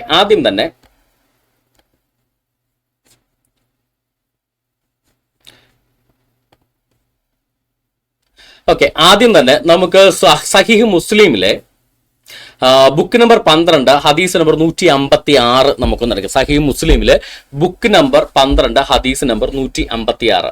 അതിനകത്ത് നമുക്ക് ഇവിടെ കാണാൻ സാധിക്കുന്നത്, we use to recite a surah which resemble the length and severity of surah Bara. സൂറ ബറാത്ത് എന്ന് പറഞ്ഞാൽ സൂറത്ത് തൗബയുടെ മറ്റൊരു പേരാണ്. സൂറത്ത് തൗബക്ക് 2 പേരാണുള്ളത്, സൂറ ബറാത്തും അതുപോലെ തന്നെ സൂറത്ത് തൗബയും. 2 പേരും ഒരേ സൂറയെ തന്നെ കുറിക്കുന്നതാണ്. 9ാമത്തെ സൂറയുടെ 2 പേരുകളാണ് സൂറത്ത് തൗബ, സൂറത്ത് ബറ. അപ്പൊ ഈ സൂറത്ത് ബറാത്തിന് തത്തുല്യമായിട്ടുള്ള ലെങ്തിലും അതിന്റെ കാഠിന്യത്തിലും സൂറത്ത് ബറാത്തിന് തത്തുല്യമായിട്ടുള്ള സൂറ ഞങ്ങൾ റിസൈറ്റ് ചെയ്യുമായിരുന്നു. ഐ ഹാവ് അവർ forgotten it with the exception of which I remember out of it. പക്ഷെ ആ സൂറ ഞാൻ മറന്നുപോയി. അതിനകത്ത് നിന്ന് കുറച്ച് മാത്രമേ ഞങ്ങൾക്ക് ഓർമ്മയുള്ളൂ. If there were 2 valleys full of riches for the son of Adam, he would long for a 3rd valley. ആദമിന്റെ മക്കൾക്ക് 2 സമ്പന്നമായ താഴ്വരകൾ ഉണ്ടെങ്കിൽ അവർ 3ാമതൊന്നിനു വേണ്ടി ആഗ്രഹിക്കും. ഈ സൂറയിൽ നിന്ന് ഈ ഒരു ഒറ്റ ആയത്ത് മാത്രമാണ് എനിക്ക് ഓർമ്മയുള്ളത്. ബാക്കിയൊക്കെ ഞങ്ങൾ മറന്നുപോയി. സൂറ ബറാത്തിന് തുല്യമായത് 100 ചില്ലുവാനം ആയത്തുള്ള ഒരു സൂറ ഉണ്ടായിരുന്നു, മറന്നുപോയി എന്ന് പറയുന്നത്. ഇനി താഴേക്ക് വായിച്ചു കഴിഞ്ഞാൽ, and we use to recite a surah which resembled one of the surahs of Musabbihat. മുസാബിഹത്തിന് അതൊരു ഗ്രൂപ്പ് ഓഫ് സൂറകളെ പറയുന്ന പേരാ. തുടങ്ങുന്നത് അങ്ങനെയാണ്, അതുകൊണ്ടാണ് ആ സൂറകളുടെ ഗ്രൂപ്പിന് ആ പേര് പറയുന്നത്. മുസാഹിബത്ത് അത് വലിയ സൂറകളാണ്. മുസാബിഹത്ത് സൂറയ്ക്ക് തുല്യമായ ഒരു സൂറ എനിക്ക് ഓർമ്മയുണ്ടായിരുന്നു, ഞങ്ങൾ റിസൈറ്റ് ചെയ്യുമായിരുന്നു. ഐ ഹാവ് ഫോർഗോട്ട്, ഞാൻ അതും മറന്നുപോയി. അതിനകത്തുനിന്ന് ഒരു ആയത്ത് മാത്രം എനിക്ക് ഓർമ്മയുണ്ട്. O people who believe, why do you say that which you do not practice and this is recorded in your necks as witness. 2 ആയത്തുകൾ മാത്രം ആ സൂറയുടെ ഞാൻ ഓർക്കുന്നത്. ഇത് അന്നത്തെ കാലത്ത് സഹീഹ് മുസ്ലിം രേഖപ്പെടുത്തിയിരിക്കുന്നതാണ്. അബു ഹർബ് ബിൻ അബു അൽ അസ്വദ് പറഞ്ഞതായിട്ട്, അദ്ദേഹത്തിന്റെ പിതാവിന്റെ അതോറിറ്റി പറഞ്ഞിട്ട് അതിന്റെ പിതാവ് ആയിട്ടുള്ള അബു മൂസ അൽ-അശരി, അബു മൂസ അൽ-അശരിയുടെ കാലത്ത് അബി മൂസ അൽ-അശരി ബസ്രയിൽ നിന്ന് വന്ന കുറച്ച് ഖുറാക്കളെ കണ്ടപ്പോൾ അവരോട് ഖുറാൻ ഓതാൻ പറഞ്ഞു. എന്നിട്ട് അവർക്ക് കൊടുത്ത ഉപദേശമാണ്, ഞങ്ങളുടെ കാലത്ത് ഞങ്ങൾ ഖുറാൻ പഠിച്ച സമയത്ത് ഇന്ന സൂറകൾ ഉണ്ടായിരുന്നു, അതിനകത്ത് പലതും ഞങ്ങൾക്കറിയില്ല, മറന്നുപോയി, നിങ്ങൾ അതുകൊണ്ട് മറന്നു പോകാതിരിക്കണം എന്നൊക്കെ പറഞ്ഞിട്ട് ഇപ്പോൾ ഉള്ളതെങ്കിലും ഓർത്തു വെക്കുക എന്നുള്ള രീതിയിൽ പറഞ്ഞു കൊടുക്കുന്ന ഉപദേശം. ഇതിനകത്ത് ഏറ്റവും വലിയ രസം എന്താണെന്ന് വെച്ച് കഴിഞ്ഞാൽ, ഇദ്ദേഹത്തിന് ഓർമ്മയുണ്ടായിരുന്ന ഒരു സൂറയുണ്ട്, സൂറ മുസാബിഹത്തിന് തുല്യമായ ഒരു സൂറ. ആ സൂറയിലെ 2 ആയത്തുകളെ ഇപ്പോൾ ഓർക്കുന്നുള്ളൂ. ഒന്നെന്താണ്, നിങ്ങൾ വിശ്വസിക്കുന്നത് നിങ്ങൾ അല്ലയോ സത്യവിശ്വാസികളെ, നിങ്ങൾ പറയുന്നതല്ല നിങ്ങൾ വിശ്വസിക്കുന്നത്, നിങ്ങൾ പറയുന്നതല്ല നിങ്ങൾ ചെയ്യുന്നത്. 2ാമത്തെ ആയത്ത് അതിനകത്ത് അദ്ദേഹം ഓർക്കുന്നത് that is recorded in your necks as A witness, നിങ്ങൾക്ക് തെളിവായിട്ട് നിങ്ങളുടെ കഴുത്തിൽ അത് രേഖപ്പെടുത്തിയിരിക്കുന്നു. ഈ പറയുന്ന ആയത്തുകൾ ഒരു സൂറയിലെയാണ്, ആ സൂറ മറന്നുപോയെന്ന്. എന്നാൽ രസം എന്താണെന്നറിയോ, ഈ പറയുന്ന ആയത്തുകൾ 2 വ്യത്യസ്ത സൂറകളിലായിട്ട് ഇന്നത്തെ ഖുർആനകത്തുണ്ട്. അപ്പൊ ഇന്നത്തെ ഖുർആനും അന്നത്തെ ഖുർആനും തമ്മിൽ എന്ത് ബന്ധമാണുള്ളത് നിങ്ങൾ ആലോചിക്കുക. അന്ന് ഒരു സൂറയുടകത്തുണ്ടായിരുന്ന 2 ആയത്തുകൾ എന്ന് പറഞ്ഞ സംഭവം ആ സൂറയെ മറന്നുപോയെന്ന് പറഞ്ഞു. ഇന്ന് ആരാണ്ടൊക്കെ എഴുതി ഉണ്ടാക്കി 2 വ്യത്യസ്ത സൂറകളിൽ ഈ 2 ആയത്തുകൾ കിടക്കുക. ഈ ഒരു സൂറയിൽ ഉണ്ടായിരുന്ന ആയത്തെന്ന് പറഞ്ഞത് ഇന്ന് 2 വ്യത്യസ്ത സൂറകളിൽ 2 വ്യത്യസ്ത ഭാഗത്ത് കിടക്കുക. ആദ്യത്തെ ആയത്ത്, അതായത് നിങ്ങൾ നിങ്ങൾ അല്ലെങ്കിൽ സത്യവിശ്വാസികളെ നിങ്ങൾ പറയുന്നതല്ല നിങ്ങൾ ചെയ്യുന്നത് എന്ന് പറയുന്നത് കിടക്കുന്ന സൂറ കിടക്കുക അവിടെ. സൂറ LX, അതായത് 51 സൂറ 51 അല്ലേ, ഒരു സെക്കൻഡ്, LX എന്ന് പറഞ്ഞു കഴിഞ്ഞാൽ റോമൻ ലെറ്ററിൽ LX എന്ന് പറഞ്ഞു കഴിഞ്ഞാൽ 61, സൂറ 61 2ാമത്തെ ആയത്തിൽ കിടക്കുക. അത് രണ്ടാമത് നിങ്ങളുടെ കഴുത്തുകളുടെ രേഖപ്പെടുത്തിയിരിക്കുന്നു എന്ന് പറയുന്നത് സൂറ 17 13ാമത്തെ ആയത്തിൽ കിടക്കുക. ഇത് 2 ഒരു സൂറയിലാണ്. സൂറ 61 2ാമത്തെ ആയത്തിൽ കിടക്കുന്ന രണ്ടാമതായിട്ട് കിടക്കുന്ന ആയത്തും സൂറ 17 13ആയിട്ട് കിടക്കുന്ന ആയത്തും ഇവര് മറന്നുപോയ ഒരു സൂറയിലുണ്ടായിരുന്ന ആയത്തുകൾ 2 ഇത് 2 വ്യത്യസ്ത സൂറകൾ, 2 വ്യത്യസ്ത 61ാമത്തെ സൂറയിലും 17ാമത്തെ സൂറയിലും പോയി കിടക്കുക. എന്നിട്ട് പറയുക, അപ്പൊ ഈ സൂറകളും സംഭവങ്ങളൊക്കെ എവിടെയോ കാര്യമായിട്ടുള്ള പ്രശ്നങ്ങൾ ഉണ്ടായി എന്ന് നമുക്ക് കാണാൻ സാധിക്കും. അപ്പോഴാണ് നമ്മുടെ മുഹമ്മദ് മരിച്ചതിന് ശേഷം, മുഹമ്മദ് മരിച്ച സമയത്ത് ആ തിരക്കിനിടയിൽ ആട് തിന്നുപോയ ഈ പറയുന്ന കല്ലെറിഞ്ഞു കൊല്ലുന്നതും വലിയ പുരുഷന് മൂലം കൊടുക്കണമെന്നുള്ള ആയത്ത്, ഈ ആയത്ത് എവിടെ പോയി? ഞാൻ പറഞ്ഞ പോലെ ആട്ടുംകാട്ടായിട്ട് അറബി നാട്ടിൽ എവിടെയോ പോയി എന്ന് വേണമെങ്കിൽ തമാശക്കായിട്ട് പറയാം. പക്ഷെ അത് എവിടെ പോയി എന്ന് കൃത്യമായിട്ട് ഈ പറയുന്ന ഹദീസുകൾക്കകത്ത് പറഞ്ഞിട്ടുണ്ട്. വിവരം ഉണ്ടെങ്കിൽ വായിച്ചു നോക്കാവുന്നതാണ്. സുനൻ ഇബ്നു മാജയിലെ ഹസൻ സഹിഹ ഹദീസാണ്, ബുക്ക് നമ്പർ 9 ഹദീസ് number 100. It was narrated that Aisha said, the words of stoning and of the breastfeeding an adult 10 times was revealed. അതിനുശേഷം നമ്മൾ സുനൻ ഇബ്നു മാജയിൽ തന്നെ ബുക്ക് നമ്പർ 20 ഹദീസ് നമ്പർ 21 അതെടുത്തു കഴിഞ്ഞാൽ, it was narrated from Ibn Abbas നിവേദനം, that Umar bin Khattab said, ഖലീഫ Umar ഇപ്രകാരം പറഞ്ഞു, I fear that after long time pass, ഞാൻ ഭയപ്പെടുന്നു കുറെ നാളുകൾക്ക് ശേഷം, സം വിൽ സേ, ചില ആളുകൾ പറയും, I do not find stoning in the book of Allah, അള്ളാഹുവിന്റെ പുസ്തകത്തിൽ കല്ലെറിഞ്ഞു കൊല്ലാനുള്ള ആയത്ത് കാണുന്നില്ല. ഇത് അക്ബർ പറയുന്നുണ്ട്, കല്ലെറിഞ്ഞുള്ള ആയത്ത് കാണുന്നില്ല. കാര്യം ഇന്നത്തെ ഖുറാനകത്ത് ആയത്തില്ല. ഉമർ പറഞ്ഞു എന്ന് ഹദീസിനകത്ത്, സഹീഹായ ഹദീസിനകത്ത് രേഖപ്പെടുത്തി വെച്ചിരിക്കുകയാണ്. ഉമർ പറഞ്ഞു, ഏത് AD 600കളിൽ തന്നെ ഉമർ പറഞ്ഞു, എന്ത്, ഐ ഡു നോട്ട് ഫൈൻഡ്, ചില ആളുകൾ ഭാവിയിൽ വന്ന് പറയും, ഐ ഫിയർ ദാറ്റ്, ഞാൻ ഭയപ്പെടുന്നു, ആഫ്റ്റർ ലോങ് ടൈം പാസ്, ഒത്തിരി നാളുകൾക്ക് ശേഷം ചില ആളുകൾ ഭാവിയിൽ പറയും, എന്ത്, I don't find stoning in the book of Allah, അള്ളാഹുവിന്റെ പുസ്തകത്തിൽ കല്ലെറിഞ്ഞുകൊള്ളുന്ന ആയത്ത് കാണാനില്ല എന്ന് പറയും. And they will go astray by abandoning one of the obligations enjoined by Allah. അങ്ങനെ അള്ളാഹുവിന്റെ പുസ്തകത്തിൽ അതില്ല എന്ന് പറഞ്ഞുകൊണ്ട് അവർ വഴിപിഴച്ചു പോകും എന്ന് പറഞ്ഞിട്ട് താഴേക്ക് വായിക്കാം, I have read it in Quran, ഞാനത് ഖുറാനിൽ വായിച്ചിട്ടുണ്ട്. And if an old man and old woman commit adultery, stone them both. Messenger of Allah stoned and we stoned them after him. Umar എടുത്തു പറയേ, ഞാൻ ഈ ആയത്ത് ഖുറാനിൽ വായിച്ചിട്ടുണ്ട്, അത് പ്രകാരം മുഹമ്മദ് കല്ലെറിഞ്ഞിട്ടുണ്ട്, ഞാനും കല്ലെറിഞ്ഞിട്ടുണ്ട്, ഭാവിയിൽ ഈ ആയത്തൊക്കെ മറന്നു പോകാം. ഇപ്പൊ എന്തു പറയുന്നു? ഈ ആയത്ത് ഇന്നത്തെ ഖുറാനകത്തുണ്ടോ അക്ബറെ? ഇല്ല. അപ്പൊ ആയത്ത് എവിടെ പോയി? ഈ ഉമർ പറഞ്ഞ ആയത്ത് എങ്ങോട്ട് പോയി? അതാണ് തൊട്ടു മുന്നേ ആയിഷ പറഞ്ഞത്, ആട് തിന്നുപോയി. പിന്നെയും പ്രശ്നം, ആട് തിന്നുപോയി. ഉമർ പറയുന്നു ആയത്ത് ഞാൻ ഖുർആനകത്ത് ഞാൻ റിസൈറ്റ് ചെയ്തിട്ടുണ്ട് ഈ ആയത്ത്. പക്ഷെ ആയത്ത് ഭാവിയിൽ ഉണ്ടാവില്ല എന്ന് ആളുകളൊക്കെ മറന്നുപോകും. അതായത് ഖുർആൻ എന്ന് പറയുന്നത് മറന്നു പോകാനും നഷ്ടപ്പെടാനും സാധ്യത ഉള്ളൊരു സംഭവമാണെന്ന് ഉമർ ഓൾറെഡി പറഞ്ഞു വെക്കുക. എന്നിട്ട് ഇന്നത്തെ ഖുർആനകത്ത് അതില്ല. അതെവിടെ പോയെന്ന് ആയിഷ പറഞ്ഞിട്ടുണ്ട്, ആട് തിന്നുപോയി. ഇനി ദീസ് വേഴ്സസ് വർ അബ്രോഗേറ്റഡ്. ആര് അബ്രോഗേറ്റ് ചെയ്തു? ഖുർആനിൽ പറഞ്ഞിട്ടുണ്ട് ഈ വേഴ്സസ് അബ്രോഗേറ്റ് ചെയ്യുന്നു ഇല്ല. ഇതിന് തത്തുല്യമായ ആയത്ത് എവിടെയെങ്കിലും ഉണ്ടോ? ഇല്ല. ഇത് അബ്രോഗേറ്റ് ചെയ്തെങ്കിൽ അവിടെ ഉമർ പറയുന്നത് ഞാൻ വായിച്ചിട്ടുണ്ടെന്നാ പറയുന്നത്. ഖുർആനകത്ത് ഇത് ഉണ്ടായിരുന്നു എന്നാ പറയുന്നത്. ഞാനിത് വായിച്ചിട്ടുണ്ട്, ഖുർആനകത്ത് ഉണ്ടായിരുന്നു. മുഹമ്മദ് കല്ലെറിഞ്ഞു വന്നിട്ടുണ്ട്, ഞാനും കല്ലെറിഞ്ഞിട്ടുമുണ്ട്. ഖുർആനകത്ത് എന്ന് വരെ ഉണ്ടായിരുന്നു? മുഹമ്മദ് മരിക്കുന്നത് വരെ ഉണ്ടായിരുന്നു ആയിഷ പറയുന്നത്. മുഹമ്മദ് മരിച്ച ബഹളത്തിനടക്കാണ് ആട് വന്ന് തിന്നുപോയത്. അപ്പോ മുഹമ്മദ് മരിക്കുന്നവരുണ്ടായിരുന്ന ആയത്ത. ഇനി അതെങ്ങോട്ട് പോയെന്ന് പറയണമെങ്കിൽ ഖുർത്തുബിയുടെ തഫ്സീർ എടുക്കുക. അൻഫൽ അല്ല കേട്ടോ, സൂറത്ത് അഹ്സാബിന്റെ ഖുർത്തുബിയുടെ തഫ്സീർ എടുക്കുക. ഖുർത്തുബിയുടെ തഫ്സീറിൽ അതിന്റെ തുടങ്ങുമ്പോൾ തന്നെ അറബിയിലെ ആ തഫ്സീറുള്ളൂ, നമ്മൾ ട്രാൻസ്ലേറ്റ് ചെയ്ത് വായിക്കേണ്ടി വരും. ആ ഖുർത്തുബിയുടെ തഫ്സീറിന്റെ തുടക്കം തന്നെ പറയുന്നത് Surat Ahzab was equal to 200 verses during the time of the messenger of God. മുഹമ്മദിന്റെ കാലത്ത്, ഡ്യൂറിംഗ് ദ ടൈം ഓഫ് മുഹമ്മദിന്റെ കാലത്ത് ആ സൂറത്ത് അഹ്സാബില് 200 ആയത്തുകൾ ഉണ്ടായിരുന്നു. ഇന്നെത്രയുണ്ട്? 73. Surat Ahzab was equal to 200 verses during the time of messenger of God. When Quran was written, ഈ Quran എഴുതപ്പെട്ടപ്പോൾ, അതായത് ഇവർ ക്രോഡീകരിക്കുന്നു, ഉസ്മാൻ നമ്മുടെ സയ്യിദ് ബിൻ സാബിത്തൊക്കെ ക്രോഡീകരിക്കുന്ന സമയത്ത് only what is now was possible to extract from it. ഇത്രേ അവർക്ക് 200 നിന്ന് വലിച്ചെടുത്തിട്ട് ഇത്രേ കിട്ടിയുള്ളൂ, 73 കിട്ടിയുള്ളൂ. ഈ 200-നകത്തുള്ളതാണ് കല്ലെറിഞ്ഞു കൊല്ലണ ആയത്ത്. അതതിന്റെ താഴേക്ക് വായിച്ചാൽ നമുക്കറിയാം. ഈ 200 ആയത്തുകൾ ഉണ്ടായിരുന്ന സൂറത്ത് അഹ്സാബില് ഇവന്മാര് ഖുറാൻ ഉണ്ടാക്കിയ സമയത്ത്, എഴുതിയ സമയത്ത് സയ്യിദ് ബിൻ സാബിത്ത് ക്രോഡീകരിച്ചപ്പോൾ കറന്നൊക്കെ എടുത്ത് എല്ലിലും പല്ലിലും അവിടെ നിന്ന് ഇവിടെ നിന്നൊക്കെ തേടി വന്നിട്ട് ആകെ 72 സയ്യിദിന് കിട്ടിയുള്ളൂ. പിന്നീടാണ് ഉസ്മാന്റെ കാലത്ത് രണ്ടാമത് പകർത്തി എഴുതിയപ്പോഴാണ് ഒരെണ്ണം കൂടെ കിട്ടി 73 ആയത്. ബാക്കി ആയത്തുകൾ എങ്ങോട്ട് പോയി? ആട് തിന്നുപോയി എന്ന് പറയേണ്ടി വരും. കാര്യം ഈ ആയിഷ ആട് തിന്നുപോയി എന്ന് പറയുന്ന ആയത്തെ എങ്ങോട്ട് പോയെന്ന് അതിന്റെ താഴെ നമുക്ക് വായിക്കാം. And Zirr narrated that Ubayy bin Kaab ഇപ്രകാരം പറഞ്ഞതായിട്ട് സൂർ നരേറ്റ് ചെയ്തിട്ടുണ്ട്. How many verses do you count in Surat al Ahzab? Surat അൽ-അഹ്സാബിൽ എത്ര ആയത്തുകൾ ഉണ്ടെന്നാണ് നിങ്ങൾ എണ്ണുന്നത്? I said 73 versus. ഞാൻ പറഞ്ഞു 73 ആയത്തുകളാണ് അതിനകത്തുള്ളത്. He said, Ubayy bin Kaab പറഞ്ഞു, by the one whom Ubayy bin Kaab said, ഞാൻ സത്യമിടുന്നത് ആരെ പ്രതിയാണോ, അതായത് അള്ളാഹുവിനെ പ്രതി, അള്ളാഹുവാണ് സത്യം. It is equal to Surat Baqara or longer.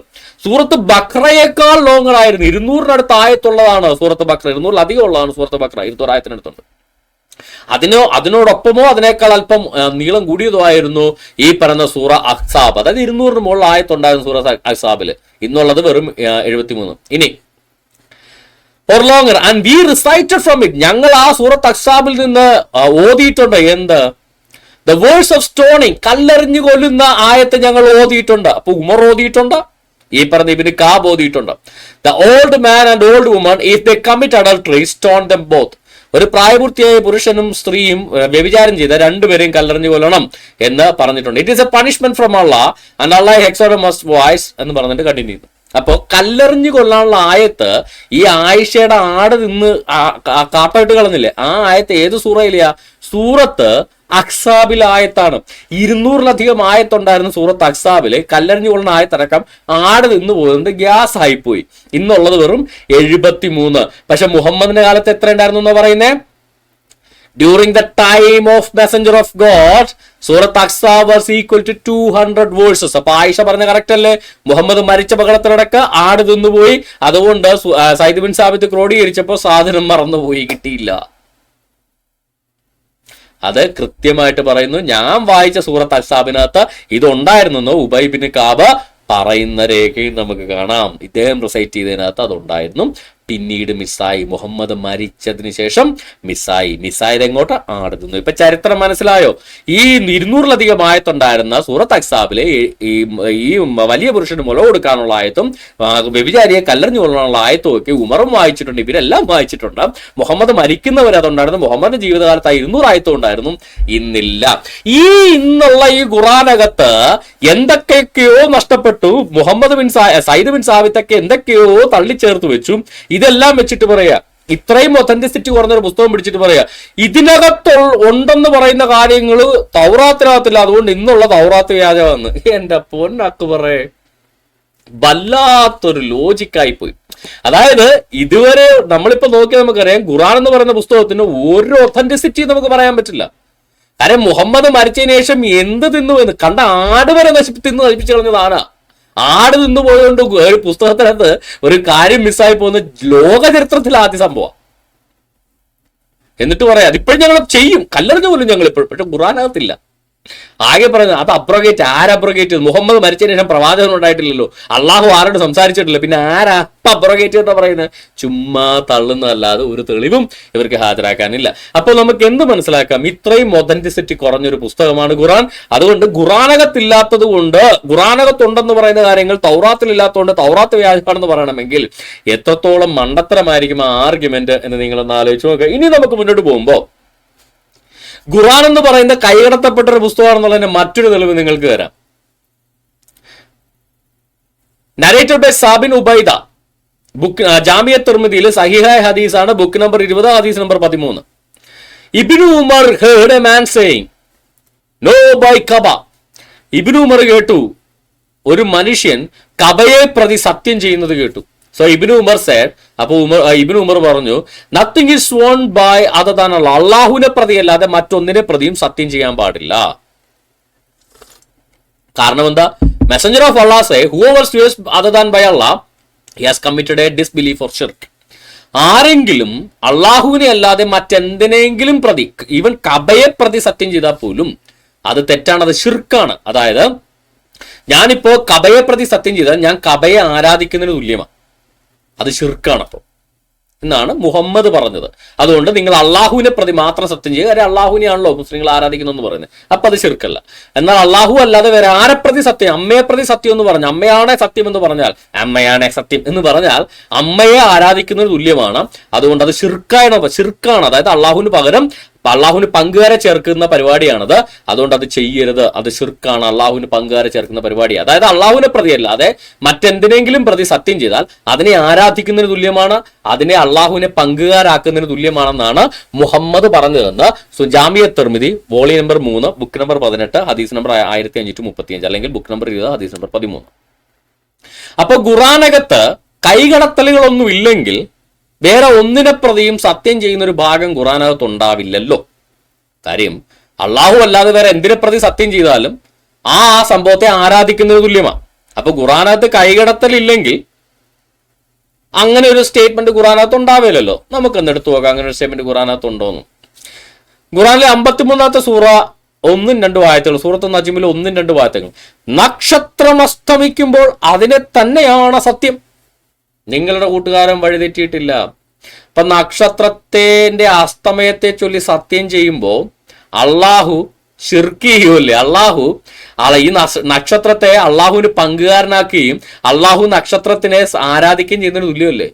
അപ്പൊ ഒന്നുകിൽ ഇത് ഖുറാൻ തിരുത്തി ആരാണ്ട് എഴുതിയത്, അല്ലെങ്കിൽ അള്ളാഹുവിന് വേറെ ദൈവം ഉണ്ടെന്ന് പറയേണ്ടി വരും. കാരണം എം അക്ബർ നക്ഷത്ര സ്ഥാനത്തെ ചൊല്ലി സത്യം ചെയ്തൊരു കാര്യം പറഞ്ഞാൽ അള്ളാഹുവിന് തുല്യമായി നക്ഷത്ര സ്ഥാനത്തെ കാണുന്നു എന്ന് വരും, അത് ഷിർക്കാണ് എന്നാണ് മുഹമ്മദ് പറഞ്ഞത്.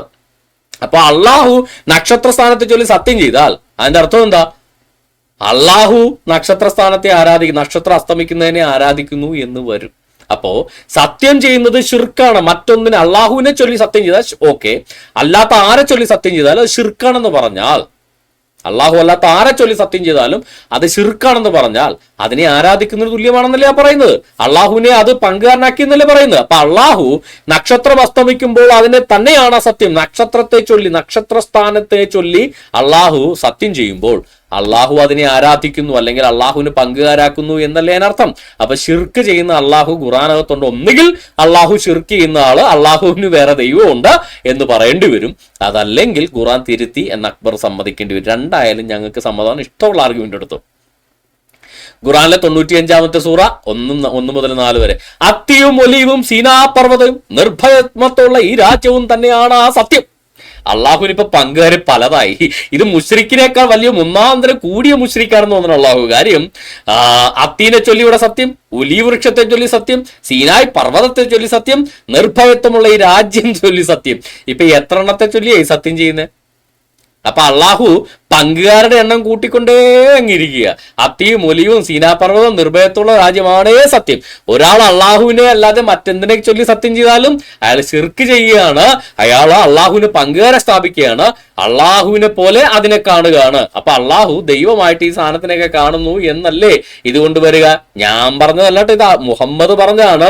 Messenger of Allah say whoever swears by other than Allah he has committed disbelief or shirk. അള്ളാഹുവിനെ പ്രതിയല്ലാതെ മറ്റോ എന്തിനെ പ്രതിയെങ്കിലും ആരെങ്കിലും സത്യം ചെയ്താൽ അവൻ ഷിർക്ക് ചെയ്യും, അവിശ്വാസം ചെയ്യുകയാണ്, കുഫർ ചെയ്യുകയും ഷിർക്ക് ചെയ്യുകയാണ് ചെയ്യുന്നത് എന്ന് കബയെ ചൊല്ലി സത്യം ചെയ്ത ഒരാളോട് പറഞ്ഞതായിട്ട് നമുക്ക് കാണാൻ സാധിക്കും. ഇനി മുന്നോട്ട് പോയി കഴിഞ്ഞാൽ ഖുറാനിലെ 91-ാമത്തെ സൂറ 1 മുതൽ 2 വരെ, സൂറത്ത് ഷംസിലെ സൂര്യനും അതിന്റെ പ്രഭയും തന്നെയാണ് ആ സത്യം. അപ്പൊ സൂര്യനും അള്ളാഹുവിന്റെ പങ്കാളിയോ ദൈവമോ മുശിരിക്കോ എന്താണ്ടൊക്കെയായി എന്ന് സാരം. അപ്പൊ ഇതൊക്കെ ഖുറാൻ തിരുത്തി ആരെങ്കിലും എഴുതിയതാണോ അതോ അള്ളാഹു ഒറിജിനൽ ഒരു മുശിരിക്കാണോ എന്ന് നിങ്ങൾ തന്നെ ഒന്ന് കൃത്യമായിട്ട് പറയുക. ഒന്നുകിൽ ആരെങ്കിലും തിരുത്തി ഖുറാനിൽ കയ്യും കാലും ഒക്കെ കടത്തി എഴുതിയതാണ് ഇതെന്ന് പറയുക, അതല്ലെങ്കിൽ അള്ളാഹു ഒരു മുശിരിക്കാണ്, അള്ളാഹുവിന് വേറെ ദൈവങ്ങളുണ്ട്, അള്ളാഹു പലതിനെയും ചൊല്ലി സത്യം ഇടുന്നുണ്ട്, മനുഷ്യൻ ചന്ദ്രനെ ചൊല്ലി സത്യം ചെയ്താൽ, സൂര്യനെ ചൊല്ലി സത്യം ചെയ്താൽ അള്ളാഹുവിന് തുല്യനാക്കുകയാണ് സൂര്യനെ. അപ്പൊ അള്ളാഹു സൂര്യനെ ചൊല്ലി സത്യം ചെയ്താൽ അള്ളാഹുവിന്റെ ദൈവമാക്കുകയല്ലേ സൂര്യനെ? ഇത് ചിന്തിക്കാനുള്ള കോമൺ സെൻസ് ഇല്ലേ? അപ്പൊ തന്നെ അറിഞ്ഞുകൂടെ ഇതൊക്കെ ആരോ തട്ടിക്കൂട്ടി ഉണ്ടാക്കിയ ഒരു പുസ്തകമാണ് എന്ന് നിങ്ങൾക്ക് അതിനകത്തു നിന്ന് തന്നെ സിമ്പിളായിട്ട് നിങ്ങൾക്ക് മനസ്സിലാകാൻ സാധിക്കും. ഇനി മുന്നോട്ട് പോയി കഴിഞ്ഞാൽ ഖുറാൻ കൈകടത്തപ്പെട്ട പുസ്തകമാണെന്നുള്ളതിന്റെ ഏറ്റവും വലിയ മറ്റൊരു തെളിവാണ് സ്പോട്ടിൽ മനുഷ്യൻ ഖുറാൻ തിരുത്തിക്കുന്നത് നമുക്ക് കാണാൻ സാധിക്കും. പിൽക്കാലത്ത് നാട്ടുകാർ തിരുത്തിയത് പോട്ടെ, മുഹമ്മദ് ഇരിക്കുമ്പോൾ തന്നെ ഖുറാൻ തിരുത്തിക്കുന്നത് നമുക്ക് കാണാൻ സാധിക്കും. അമർ ബിൻ മക്തൂം എന്ന് പറയുന്ന ഒരു അന്ധൻ തിരുത്തിയ പുസ്തകമാണ് ഖുറാൻ. നിങ്ങൾക്ക് അറിയില്ലെങ്കിൽ സഹീഹുൽ ബുഖാരി ബുക്ക് നമ്പർ 66 ഹദീസ് നമ്പർ 12 എടുക്കുക. Narrated by al Bara. There was revealed, Muhammad ആയത്തിറക്കി, not equal are those who believers who are sit at home and those who strive and fight in the cause of Allah. സൂറ 4:95 മുഹമ്മദ് അവിടെ recite ചെയ്യും, ആയത്തങ്ങ് ഇറക്കുക. വീട്ടില് ഇരിക്കുന്ന വിശ്വാസികളും അള്ളാഹുവിന്റെ മാർഗത്തിൽ യുദ്ധത്തിന് പോയ വിശ്വാസികളും തുല്യരായിരിക്കില്ല എന്ന് ആയത്തിറക്കി. അള്ളാഹുവിന് ഈ കാര്യങ്ങളൊക്കെ എല്ലാം കൃത്യമായിട്ട് അറിയാമല്ലോ. ഇത്രയും ഉണ്ടായിരുന്നുള്ള ആയത്ത്. ഇത്രയും മുഹമ്മദ് പറഞ്ഞു കഴിഞ്ഞപ്പോൾ സയ്യിദ് എന്ന് പറഞ്ഞു കഴിഞ്ഞാൽ ഓക്കെ, അങ്ങോട്ട് മുഹമ്മദ് പറഞ്ഞു സയ്യിദിനെ വിളിക്കും, എഴുതി വെക്കാൻ പറഞ്ഞു. അങ്ങനെ സയ്യിദ് ഇതുമായിട്ട് വന്ന് സാധനം എഴുതി. Then he said write not equal are those believers who sit എന്ന് പറഞ്ഞിട്ട് ഈ ആയത്ത് എഴുതി. വീട്ടിലിരിക്കുന്ന ആളുകളും വീട്ടിലിരിക്കുന്ന മുസ്ലിങ്ങളും യുദ്ധത്തിന് പോയ മുസ്ലിങ്ങളും ഒരിക്കലും തുല്യരാവില്ല. കാര്യം യുദ്ധത്തിന് പോകാൻ കൂലിപ്പട്ടാളത്തെ കിട്ടുന്നില്ല, എൻ്റെ ആളെ കിട്ടാൻ വേണ്ടി ചെയ്തതാ. അപ്പോ at that time Amr bin ഉമ്മുക്തുമിന്റെ മകനായ അമർ അവിടെ ഇരിപ്പുണ്ടായിരുന്നു. പുള്ളിക്കാരൻ കണ്ണ് കാണാത്തൊരു മനുഷ്യനായിരുന്നു. പുള്ളി മുഹമ്മദിനോട് ചോദിച്ചു, O Allah apostle, what is your order for me? ഞാൻ അന്ധനാ, ഞാൻ വീട്ടിലിരിക്കാൻ എനിക്ക് യുദ്ധം ചെയ്യാൻ പറ്റുമോ കണ്ണ് കാണാത്ത ഞാൻ? അപ്പൊ എനിക്ക് എന്നാ കിട്ടുമെന്ന് ചോദിച്ചു. I M A blind man. So instead of the above words, അപ്പൊ ഈ മുകളിൽ ഇറങ്ങിയ വാക്ക് സൈദിനോട് ഞാൻ ഇതേ അതൊക്കെ വെട്ടിക്കോ, ഇനി പുതിയ ആയത്ത് ഇപ്പൊ തരാം. അന്തം പറഞ്ഞുകൊണ്ട് എനിക്ക് ഇപ്പോഴാണ് വെളിവ് വന്നത്. ഇത് അള്ളാഹു 19,000 വർഷം മുന്നേ എഴുതി വെച്ചാന്നാ പറയുന്നത്. ഇവിടെ ഇന്ന് ജനിച്ചൊരു അന്തം പറഞ്ഞ് തിരുത്തിക്കേണ്ടി വരിക. അപ്പൊ 50,000 വർഷം മുന്നേ അള്ളാഹിന് വെളിവില്ലാഞ്ഞിട്ട് ജനിച്ചു വീണ ഈ ഇപ്പൊ മുഹമ്മദിന്റെ കാലത്തുണ്ടായിരുന്ന അമർ ബിൻ മക്തൂം എന്ന് പറയുന്ന അന്തൻ ഈ പറയുന്ന 50,000 വർഷം പഴക്കൊണ്ടായിരുന്ന ഖുർആൻ ഇവിടെ തിരുത്തുന്ന കാഴ്ച കാണുന്നത്. സോ ഇൻസ്റ്റെഡ് ഓഫ് ദ എബോവേഴ്സ്, ഈ മോളിൽ പറഞ്ഞ ആയത്ത് നമുക്ക് തിരുത്തിക്കോ കേട്ടോ, ഇപ്പൊ തന്നെ വെട്ടിത്തിരുത്തിക്കോ. ഇവിടെ അള്ളാഹിനേക്കാൾ വലിയ പുള്ളിക്കാരൻ ഇവിടെ തിരുത്തിയിട്ടുണ്ട്. The following is reveal. Muhammad അപ്പോറെ ആ ആയത്ത് പകരം വേറെ ആയത്ത് ഇപ്പൊ തന്നെ അങ്ങ് വെളിപ്പെട്ടിട്ടുണ്ട്. Not equal are those who believers who sit at home except those who are disabled by injury or blind lame etcetera. അതായത് 50,000 വർഷങ്ങൾക്ക് മുന്നേ, അത് ആദം ഉണ്ടാകണതിന് 50,000 വർഷം മുന്നേ എന്നൊക്കെയായി ഇവന്മാർ പലരും പറഞ്ഞു നടക്കുന്നത്. ആദം ഉണ്ടാകണതിന് മുന്നേ സ്വർഗത്തിൽ ഉണ്ടായിരുന്ന ഖുർആൻ മുഹമ്മദ് ഇറക്കി കൊടുത്തു എന്നാണ് പറയുന്നത്. അങ്ങനെ ഇറക്കി കൊടുത്ത ഖുർആനകത്ത് ഒരബദ്ധം വന്നുകൂടിയും അവിടെ ഇരുന്ന് അന്ധൻ അത് തിരുത്താൻ ആവശ്യപ്പെടുകയും അത് കേട്ടിട്ട് മുഹമ്മദ് അപ്പം തന്നെ ആ ആയത്ത് തിരുത്തി പുതിയ ആയത്ത് ഇറക്കുകയും ചെയ്തു. ഇത്രയും കണ്ടിട്ട് പോലും നിങ്ങൾക്ക് മനസ്സില്ലേ ഇത് മുഹമ്മദ് അടക്കം കൈകടത്തിയ സാധനമാണ്. അപ്പൊ പിന്നെ അത് കണ്ടുകൊണ്ടിരിക്കുന്ന നാട്ടുകാർ കൈയല്ല കാലല്ല ചിലപ്പോൾ വേറെ പലതും ഒക്കെ അതിനകത്ത് കടത്തിന്നിരിക്കും. മുഹമ്മദ് വരെ കൈകടത്തുക, അമർ ബിൻ മക്തും എന്ന അന്ധം വരെ കൈകടത്തുക, വായി തോന്നിയവന്മാരെല്ലാം വന്ന് തിരുത്തി എഴുതുക ഖുർആൻ മുഹമ്മദ് ഉള്ളപ്പോ തന്നെ. അപ്പൊ പിന്നെ മുഹമ്മദ് മരിച്ചതിന് ശേഷമുള്ള കാര്യം പറയണോ? ഇതാണ് അവസ്ഥ. ഇതാണ് ഈ പറയുന്ന ഖുറാനകത്തും ഇമ്മാതിരി പറയുന്ന ഹദീസിനകത്തും ഒക്കെ കുറെ തള്ളി വെച്ചേക്കണതൊക്കെ തൗറാത്തിനകത്ത് ഇല്ലാത്തത് കൊണ്ട് തൗറാത്ത് വ്യാജമാണെന്ന് പറയണത്. ചൈനക്കാരുണ്ടാക്കിയ ഡ്യൂപ്ലിക്കേറ്റിനകത്ത് ഇന്ന പാട്ട് ഉണ്ട്, അത് ആ ഡ്യൂപ്ലിക്കേറ്റ് പാട്ട് ഒറിജിനൽ ഐഫോണിനകത്തില്ല. ചൈന ഇറക്കിയ ഡ്യൂപ്ലിക്കേറ്റ് ഐഫോണിനകത്ത് ഇന്നൊരു പാട്ടുണ്ട്, ആ പാട്ട് ഈ പറഞ്ഞ ഒറിജിനൽ ഐഫോണിനകത്തില്ല. അതുകൊണ്ട് ഒറിജിനൽ ഐഫോൺ വ്യാജമാണെന്ന് പറയുന്ന പോലെയല്ലേ എൻ്റെ പറയാ. ഇമ്പാതിന് വെട്ടിത്തിരുത്തി ഉണ്ടാക്കിയ ഖുറാനുമായിട്ടൊക്കെ ബൈബിള് ഞങ്ങളുടെ കയ്യിലിരിക്കുന്ന വിശുദ്ധ വേദപുസ്തകം ഞങ്ങളൊക്കെ വിശ്വസിക്കുകയും ഞങ്ങളൊക്കെ പഠിക്കുകയും ഞങ്ങളൊക്കെ കൊണ്ടുനടക്കുകയും ചെയ്യുന്ന മുഹമ്മദ് ജനിക്കുന്നതിന് 12,000 വർഷങ്ങൾക്ക് മുന്നേ എഴുതപ്പെട്ട തോറ അത് വ്യാജമാണ് എന്ന് പറയുമ്പോ നിങ്ങളുടെ കയ്യിരിക്കുന്ന ഇങ്ങനെ അന്തന്മാർ വരെ അള്ളാഹുവിനെ വരെ വെട്ടിത്തിരുത്തി ഉണ്ടാക്കിയതാണെന്ന് കൃത്യമായിട്ട് എഴുതി വെച്ചിരിക്കുമ്പോൾ അതൊക്കെ പരസ്യമായിട്ട് പറയല നട്ടൽ നിങ്ങൾക്ക് എവിടെ നിന്നാണ് ഉണ്ടാകുക എന്ന് താങ്കൾ ഒന്ന് ചിന്തിച്ചു നോക്കുക. ഇനി നമ്മുടെ അക്ബർ അടുത്തൊരു കണ്ടുപിടുത്തമാണ് നടത്തുന്നത്. ഉദാഹരണത്തിന് ആവർത്തന പുസ്തകത്തിലെ 34-ാം അധ്യായത്തിന്റെ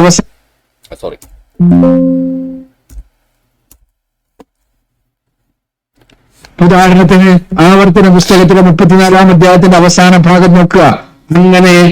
അങ്ങനെ മോവാബ് ദേശത്ത് വെച്ച് അടുത്ത് വെച്ച് കർത്താവിന്റെ ദാസനായ മോശെ മരിച്ചു. മൂസാ നബിക്ക് അല്ലാഹു അവതരിപ്പിച്ച തൗറാത്തിലെ വചനാട്ടോ ഞാൻ വായിക്കുന്നത്. അങ്ങനെ ബേത്പരിയോറിനടുത്തുള്ള മോവാബ് ദേശത്ത് ബേത്പരിയോറിന്റെ അടുത്തുള്ള സമതലത്തിൽ വെച്ച കർത്താവിന്റെ ദാസനായ മോശ മരിച്ചു. മോശയെപ്പോൾ ഒരു പ്രവാചകൻ പിന്നീട് ഇതേവരെ ഇസ്രായേലിൽ ഉണ്ടായിട്ടില്ല. അദ്ദേഹത്തിന്റെ ശവക്കുടിയുടെ സ്ഥലം എവിടെയാണ് എന്ന് ആർക്കും അറിയില്ല. ഇതെല്ലാം എന്റെ സുഹൃത്ത് പറഞ്ഞ അള്ളാഹു സത്യപ്പെടുത്തിയ മൂസാ നബിക്ക് അവതരിപ്പിച്ച തൗറാത്തിലുള്ളതാണ് എന്നാണോ പറയുന്നത്? എന്ന് ഞങ്ങളാരും പറഞ്ഞില്ല, നിങ്ങളുടെ ഖുറാനകത്ത് തന്നെ ഇതൊക്കെ പറയുന്നത്. ആ തൗറാത്താണ് അന്ന് യഹൂദന്മാരുടെ ഇരുന്നത്, അതാണ് മുഹമ്മദ് വായിച്ചത്, ആ തൗറാത്താണ് യഥാർത്ഥത്തിൽ ഉണ്ടായിരുന്നത്. ആ തൗറാത്തിനെ സത്യപ്പെടുത്തിക്കൊണ്ടാണ് ഖുറാൻ ഇറക്കിയത്. നിങ്ങളാ പറയുന്നത്, ഞങ്ങളല്ല. ബൈബിളിൽ ഒരിക്കലും ദൈവം ഏതോ ഒരു പുസ്തകം മോശയ്ക്ക് ഇറക്കി കൊടുത്തു എന്ന് പറയുന്നില്ല. പഴയ നിയമത്തിന്റെയോ പുതിയ നിയമത്തിന്റെയോ വിശുദ്ധ വേദപുസ്തകത്തിന്റെ യാതൊരു എഴുത്തു ശൈലിയിലും അത്തരമൊരു ശൈലിയേ ഇല്ല. അത് മുഹമ്മദിന്റെ പേഗൻ അറബി ബഹുദൈവ മതാചാരത്തിലോ എല്ലാം ഉള്ളതായിരിക്കും. യഥാർത്ഥ വേദഗ്രന്ഥങ്ങളായ തൗറാത്തിലോ ഈ പറഞ്ഞ സുവിശേഷങ്ങളിലോ മുകളിൽ നിന്ന് ആരെങ്കിലും ഒരു പുസ്തകം ഇറക്കി കൊടുത്തു എന്നൊരു സ്റ്റൈൽ ഓഫ് റൈറ്റിംഗ് ഇല്ല. അപ്പോൾ അത് കുന്നംകുളമായ ഖുറാനകത്താണുള്ളത്. മുഹമ്മദ് കൊണ്ടുവന്ന പുസ്തകത്തിൽ മാത്രമാണ് ആകാശത്ത് നിന്ന് ആരോ പുസ്തകം ഇറക്കി കൊടുത്തു എന്ന രീതിയിലുള്ള എന്ന ശൈലിയിലുള്ള എഴുത്തുള്ളത് മുഹമ്മദിന്റെ പുസ്തകത്തിൽ മാത്രമാണ്. വേദഗ്രന്ഥങ്ങളായ തൗറാത്തിലോ സുവിശേഷങ്ങളിലോ അത്തരം ഒരു ശൈലിയല്ല. ഒരു ചരിത്രം രേഖപ്പെടുത്തുകയാണ്. ആ ചരിത്രത്തിനകത്താണ് ദൈവം സംസാരിച്ച കാര്യങ്ങൾ രേഖപ്പെടുത്തുന്നത്. അങ്ങനെയാണ് വേദഗ്രന്ഥം രേഖപ്പെടുത്തുന്നത്. മറ്റത് മുഹമ്മദിന്റെ സ്വന്തം ഗ്രന്ഥം. ഞാൻ ഈ പറഞ്ഞ അന്തനൊക്കെ തിരുത്തിയ ഗ്രന്ഥം. ഈ പറയുന്ന നാട്ടുകാർ മുഴുവൻ വന്നും പോയവന്മാരൊക്കെ തിരുത്തുകയും ആട് വരെ തിന്നു കളഞ്ഞ ഗ്രന്ഥം, അതാണ് ആ പറഞ്ഞ ഗ്രന്ഥം ഖുറാൻ. പക്ഷേ ബൈബിളിന്റെ പ്രത്യേകത അത് ഒരു ചരിത്രത്തിന്റെ സ്കെലിറ്റണിലാണ് ദൈവം മനുഷ്യരോട് ഇടപെട്ട കാര്യങ്ങൾ എഴുതുന്നത്. അപ്പോ ആവർത്തന പുസ്തകം മോശ ഉൽപ്പത്തി മുതൽ ആവർത്തനം വരെയുള്ള പുസ്തകങ്ങള് മോശ എഴുതിയാണെങ്കിൽ മോശയുടെ മരണവും അടക്കവും എങ്ങനെ അതിനകത്ത് വരും? ന്യായമായ ചോദ്യമാണ്, അതല്ലെന്ന് ഞാൻ പറയുന്നില്ല. പക്ഷേ ബൈബിൾ വായിക്കാത്തോണ്ടുള്ള ചോദ്യമാണ്. ബൈബിളിന്റെ ഒരു പ്രത്യേകത, മോശ എന്ന് പറയുന്ന ആളെ കൊണ്ട് അവിടെ അവസാനിക്കുകയില്ല. മോശയുടെ കാലത്ത് തന്നെ യോശുവ എന്ന് പറയുന്ന യവനക്കാരന്, ഒരു ബാല്യക്കാരന് ഈ പറയുന്ന സൈദ് ബിൻ സാബത്തിനെ നിർത്തിയ പോലെയല്ല. യോശുവയെ കൂടെ നിൽക്കുകയും മോശയ്ക്ക് ശേഷം ഇസ്രായേൽ ജനത്തിന്റെ നേതൃസ്ഥാനം യോശുവയിലൂടെ കണ്ടിന്യൂ ചെയ്യുകയും ചെയ്യുകയാണ്. ഓക്കെ, അതായത് ചരിത്രം എഴുത്തെന്ന് പറയുന്നത് കണ്ടിന്യൂ ചെയ്തു പോകുന്നൊരു കാര്യമാണ്. ഇതിന്റെ ഇടയ്ക്ക് വെച്ചൊരു നിറത്തുണ്ട്. അത് ആവർത്തന പുസ്തകത്തിന്റെ 31 അധ്യായങ്ങൾ വായിച്ചാൽ നമുക്ക് കാണാൻ സാധിക്കും. അതിനുശേഷമാണ് മോശ മരിക്കുന്നത്. ഓക്കെ, ഇത് കൃത്യമായിട്ട് വായിച്ചാൽ നമുക്കൊന്ന് പോവാം. നമുക്ക് ആവർത്തന പുസ്തകത്തിന്റെ ആ ഭാഗങ്ങളൊന്ന് വായിക്കാം. ഇവിടെ ആവർത്തന പുസ്തകം 30-ാം അധ്യായം വരുമ്പോഴേക്കും മോശെ കൃത്യമായിട്ട് പറയുന്നതാണ് എല്ലാ വാക്യങ്ങളെയും കുറിച്ച് പറയുക. വാക്യങ്ങളെ ഈ ഇതുവരെയുള്ള ന്യായപ്രമാണം, അതായത് ദൈവം കൊടുത്ത നിയമങ്ങൾ ഉൽപ്പത്തി മുതൽ ഈ പറയുന്ന ആവർത്തന പുസ്തകം വരെ അതിൽ മോശയുടെ പുസ്തകങ്ങൾ വന്നപ്പോഴേ, മോശയുടെ കാലഘട്ടം വന്നപ്പോഴേക്കും പുറപ്പാട് പുസ്തകം മുതൽ പുറപ്പാട്, ലേവ്യ, സംഖ്യ, ആവർത്തനം, ഈ 4 പുസ്തകങ്ങളിലായിട്ട് ദൈവം യഹൂദന്മാർക്ക് കൊടുത്ത നിയമങ്ങളെ ആ 4 പുസ്തകങ്ങളിലായിട്ട് വിശദീകരിച്ചതിന് ശേഷം അതിന്റെ അവസാന പുസ്തകമായ ആവർത്തന പുസ്തകത്തിൽ ഞാൻ നിന്റെ മുമ്പിൽ വെച്ചിരിക്കുന്ന അനുഗ്രഹവും ശാപവുമായി വചനങ്ങളൊക്കെയും, അതായത് അത് പാലിച്ചു കഴിഞ്ഞാൽ അനുഗ്രഹവും അത് ലംഘിച്ചു കഴിഞ്ഞാൽ ശാപവുമുണ്ട്, രണ്ടുമുണ്ട്. അപ്പൊ ഇതെല്ലാം നിന്റെ മുമ്പിൽ വെക്കുകയും നിന്റെ മേൽ നിവൃത്തിയായി വന്നിട്ട് നിന്റെ ദൈവമായ യഹോവ നിന്നെ തളങ്ങി അതത് ജാതികളുടെ ഇടയിൽ വെച്ച് അവയെ നിന്റെ ഹൃദയത്തിൽ ഓർത്തോ എന്ന് പറഞ്ഞിട്ട് അതിന്റെ എല്ലാം കൺസൈസ് അവിടെ പറയുക. അങ്ങനെ ആ വാക്യങ്ങളെ അനുസരിച്ചാൽ, ആ നിയമങ്ങളെല്ലാം അനുസരിച്ചാൽ എന്ത് കിട്ടും, ആ നിയമങ്ങളെ എല്ലാം ലംഘിച്ചാൽ എന്ത് കിട്ടും, അതെല്ലാം കൃത്യമായിട്ട് പറഞ്ഞ് അവിടെ 30-ാം അധ്യായത്തിലേക്ക് വെച്ചു. 31-ാം അധ്യായം തുടങ്ങുമ്പോൾ വീണ്ടും ആ ഹിസ്റ്ററി കണ്ടിന്യൂ ചെയ്യാണ്. മോശെ ചെന്ന് ഈ വചനങ്ങളെല്ലാം ഇസ്രായേലിനെ കേൾപ്പിച്ചു. ദൈവം പറഞ്ഞു കൊടുത്ത കൺക്ലൂഷൻ അടക്കം വെച്ച് മോശെ 31-ാം അധ്യായത്തിന്റെ തുടക്കം ഈ വചനങ്ങളെല്ലാം ഇസ്രായേലിനെ കേൾപ്പിച്ചു. ഏത്? ദൈവം കൊടുത്ത ഈ വചനങ്ങളെല്ലാം ഇസ്രായേലിനെ കേൾപ്പിച്ചു. എന്നിട്ട് എന്ത് ചെയ്തു? താഴേക്ക് വായിച്ചു. പിന്നെ മോശെ യോശുവയെ വിളിച്ചു എല്ലാ ഇസ്രായേൽ കാണിക്കാനായിട്ട് പറഞ്ഞത്, ബലവും ധൈര്യമുള്ളവനായിരിക്കെ യഹോവ ഈ ജനത്തിന് കൊടുക്കുമെന്ന് പറഞ്ഞ സ്ഥലം പിതാക്കന്മാരുടെ സത്യം ചെയ്ത ദേശത്തേക്ക് നീ അവരോട് കൂടെ ചെല്ലും, അതിനെ അവർക്ക് വിഭാഗിച്ചു കൊടുക്കും എന്ന് അവിടെ കൃത്യമായിട്ട് പറഞ്ഞു. ഇനി അതിനുശേഷം ഇസ്രായേൽ മുഴുവനും നിന്റെ ദൈവമായ യഹോവയുടെ സന്നിധിയിൽ അവൻ തിരഞ്ഞെടുക്കുന്ന സ്ഥലത്ത് വരുമ്പോൾ ഈ ന്യായപ്രമാണം എല്ലാ ഇസ്രായേലിനും കാൽക്കെ അവരുടെ മുമ്പാകെ വായിക്കണം. ഇതും കൃത്യമായിട്ട് പറഞ്ഞു. അതായത് മോശയുടെ മരണത്തിന് മുന്നേ തന്നെ നിയമങ്ങളെല്ലാം എഴുതി വെച്ചു, നിയമങ്ങളെല്ലാം രേഖപ്പെടുത്തി. അത് കൃത്യമായിട്ട് അനന്തരം മോശെ ഈ ന്യായപ്രമാണം എഴുതി യഹോവയുടെ നിയമോട്ടം ചുമക്കുന്ന ലേവ്യരായ പുരോഹിതന്മാരെയും ഇസ്രായേലിന്റെ എല്ലാ മൂപ്പന്മാരെയും ഏൽപ്പിച്ചു.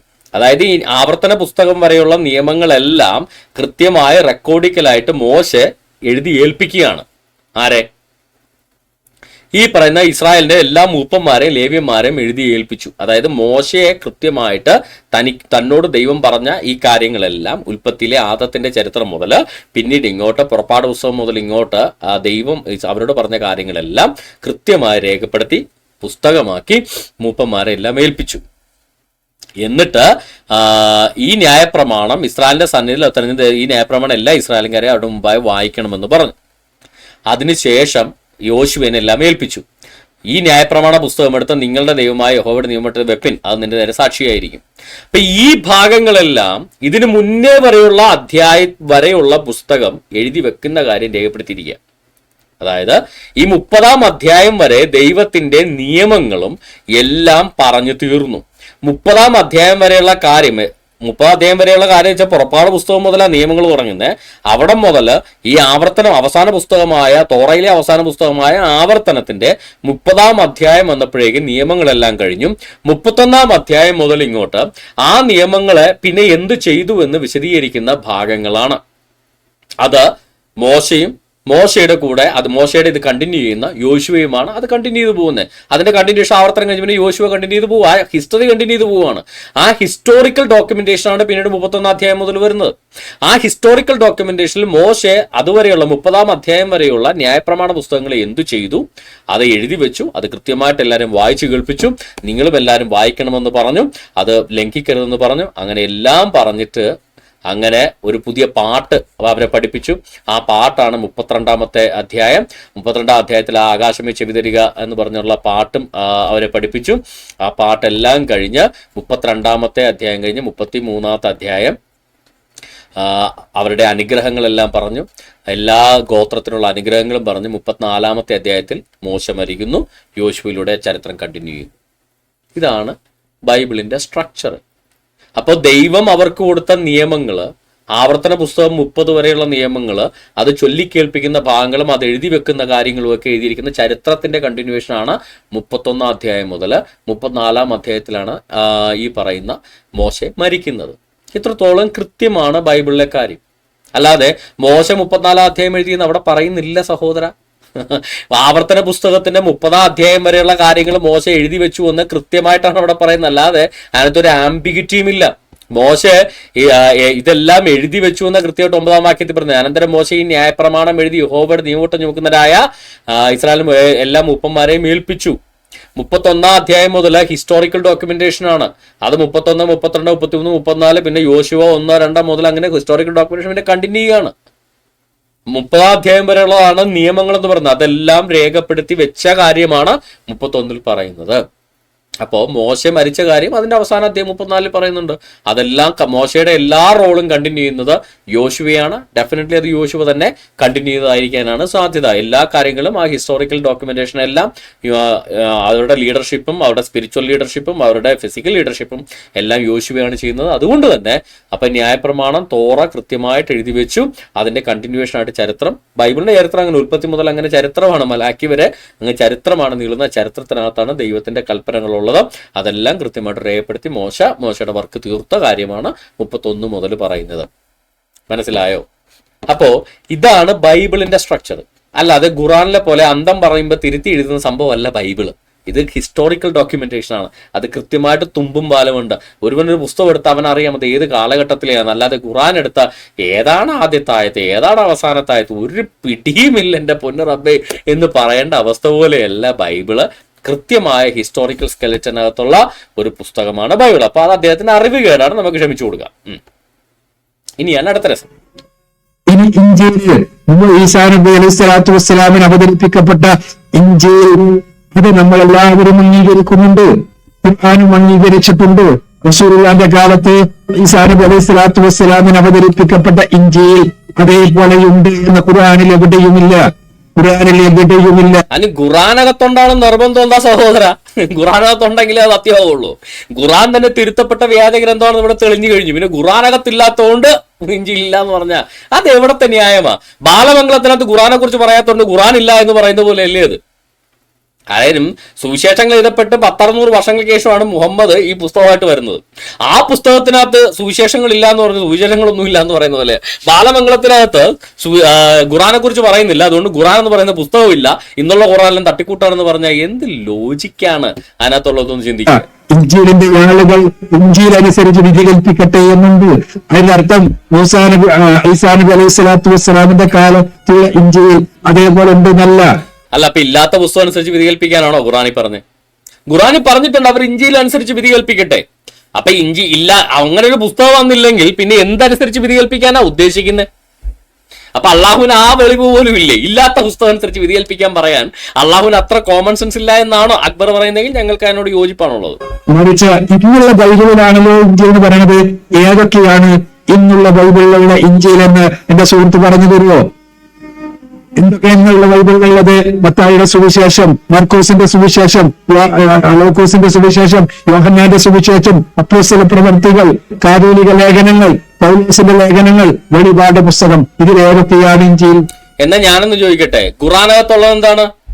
പശു, എട്ടുകാലി, ആന, നക്ഷത്രം, ചന്ദ്രൻ, പിന്നെന്തുവാ എന്തൊക്കെയാ ഇല്ലാത്ത?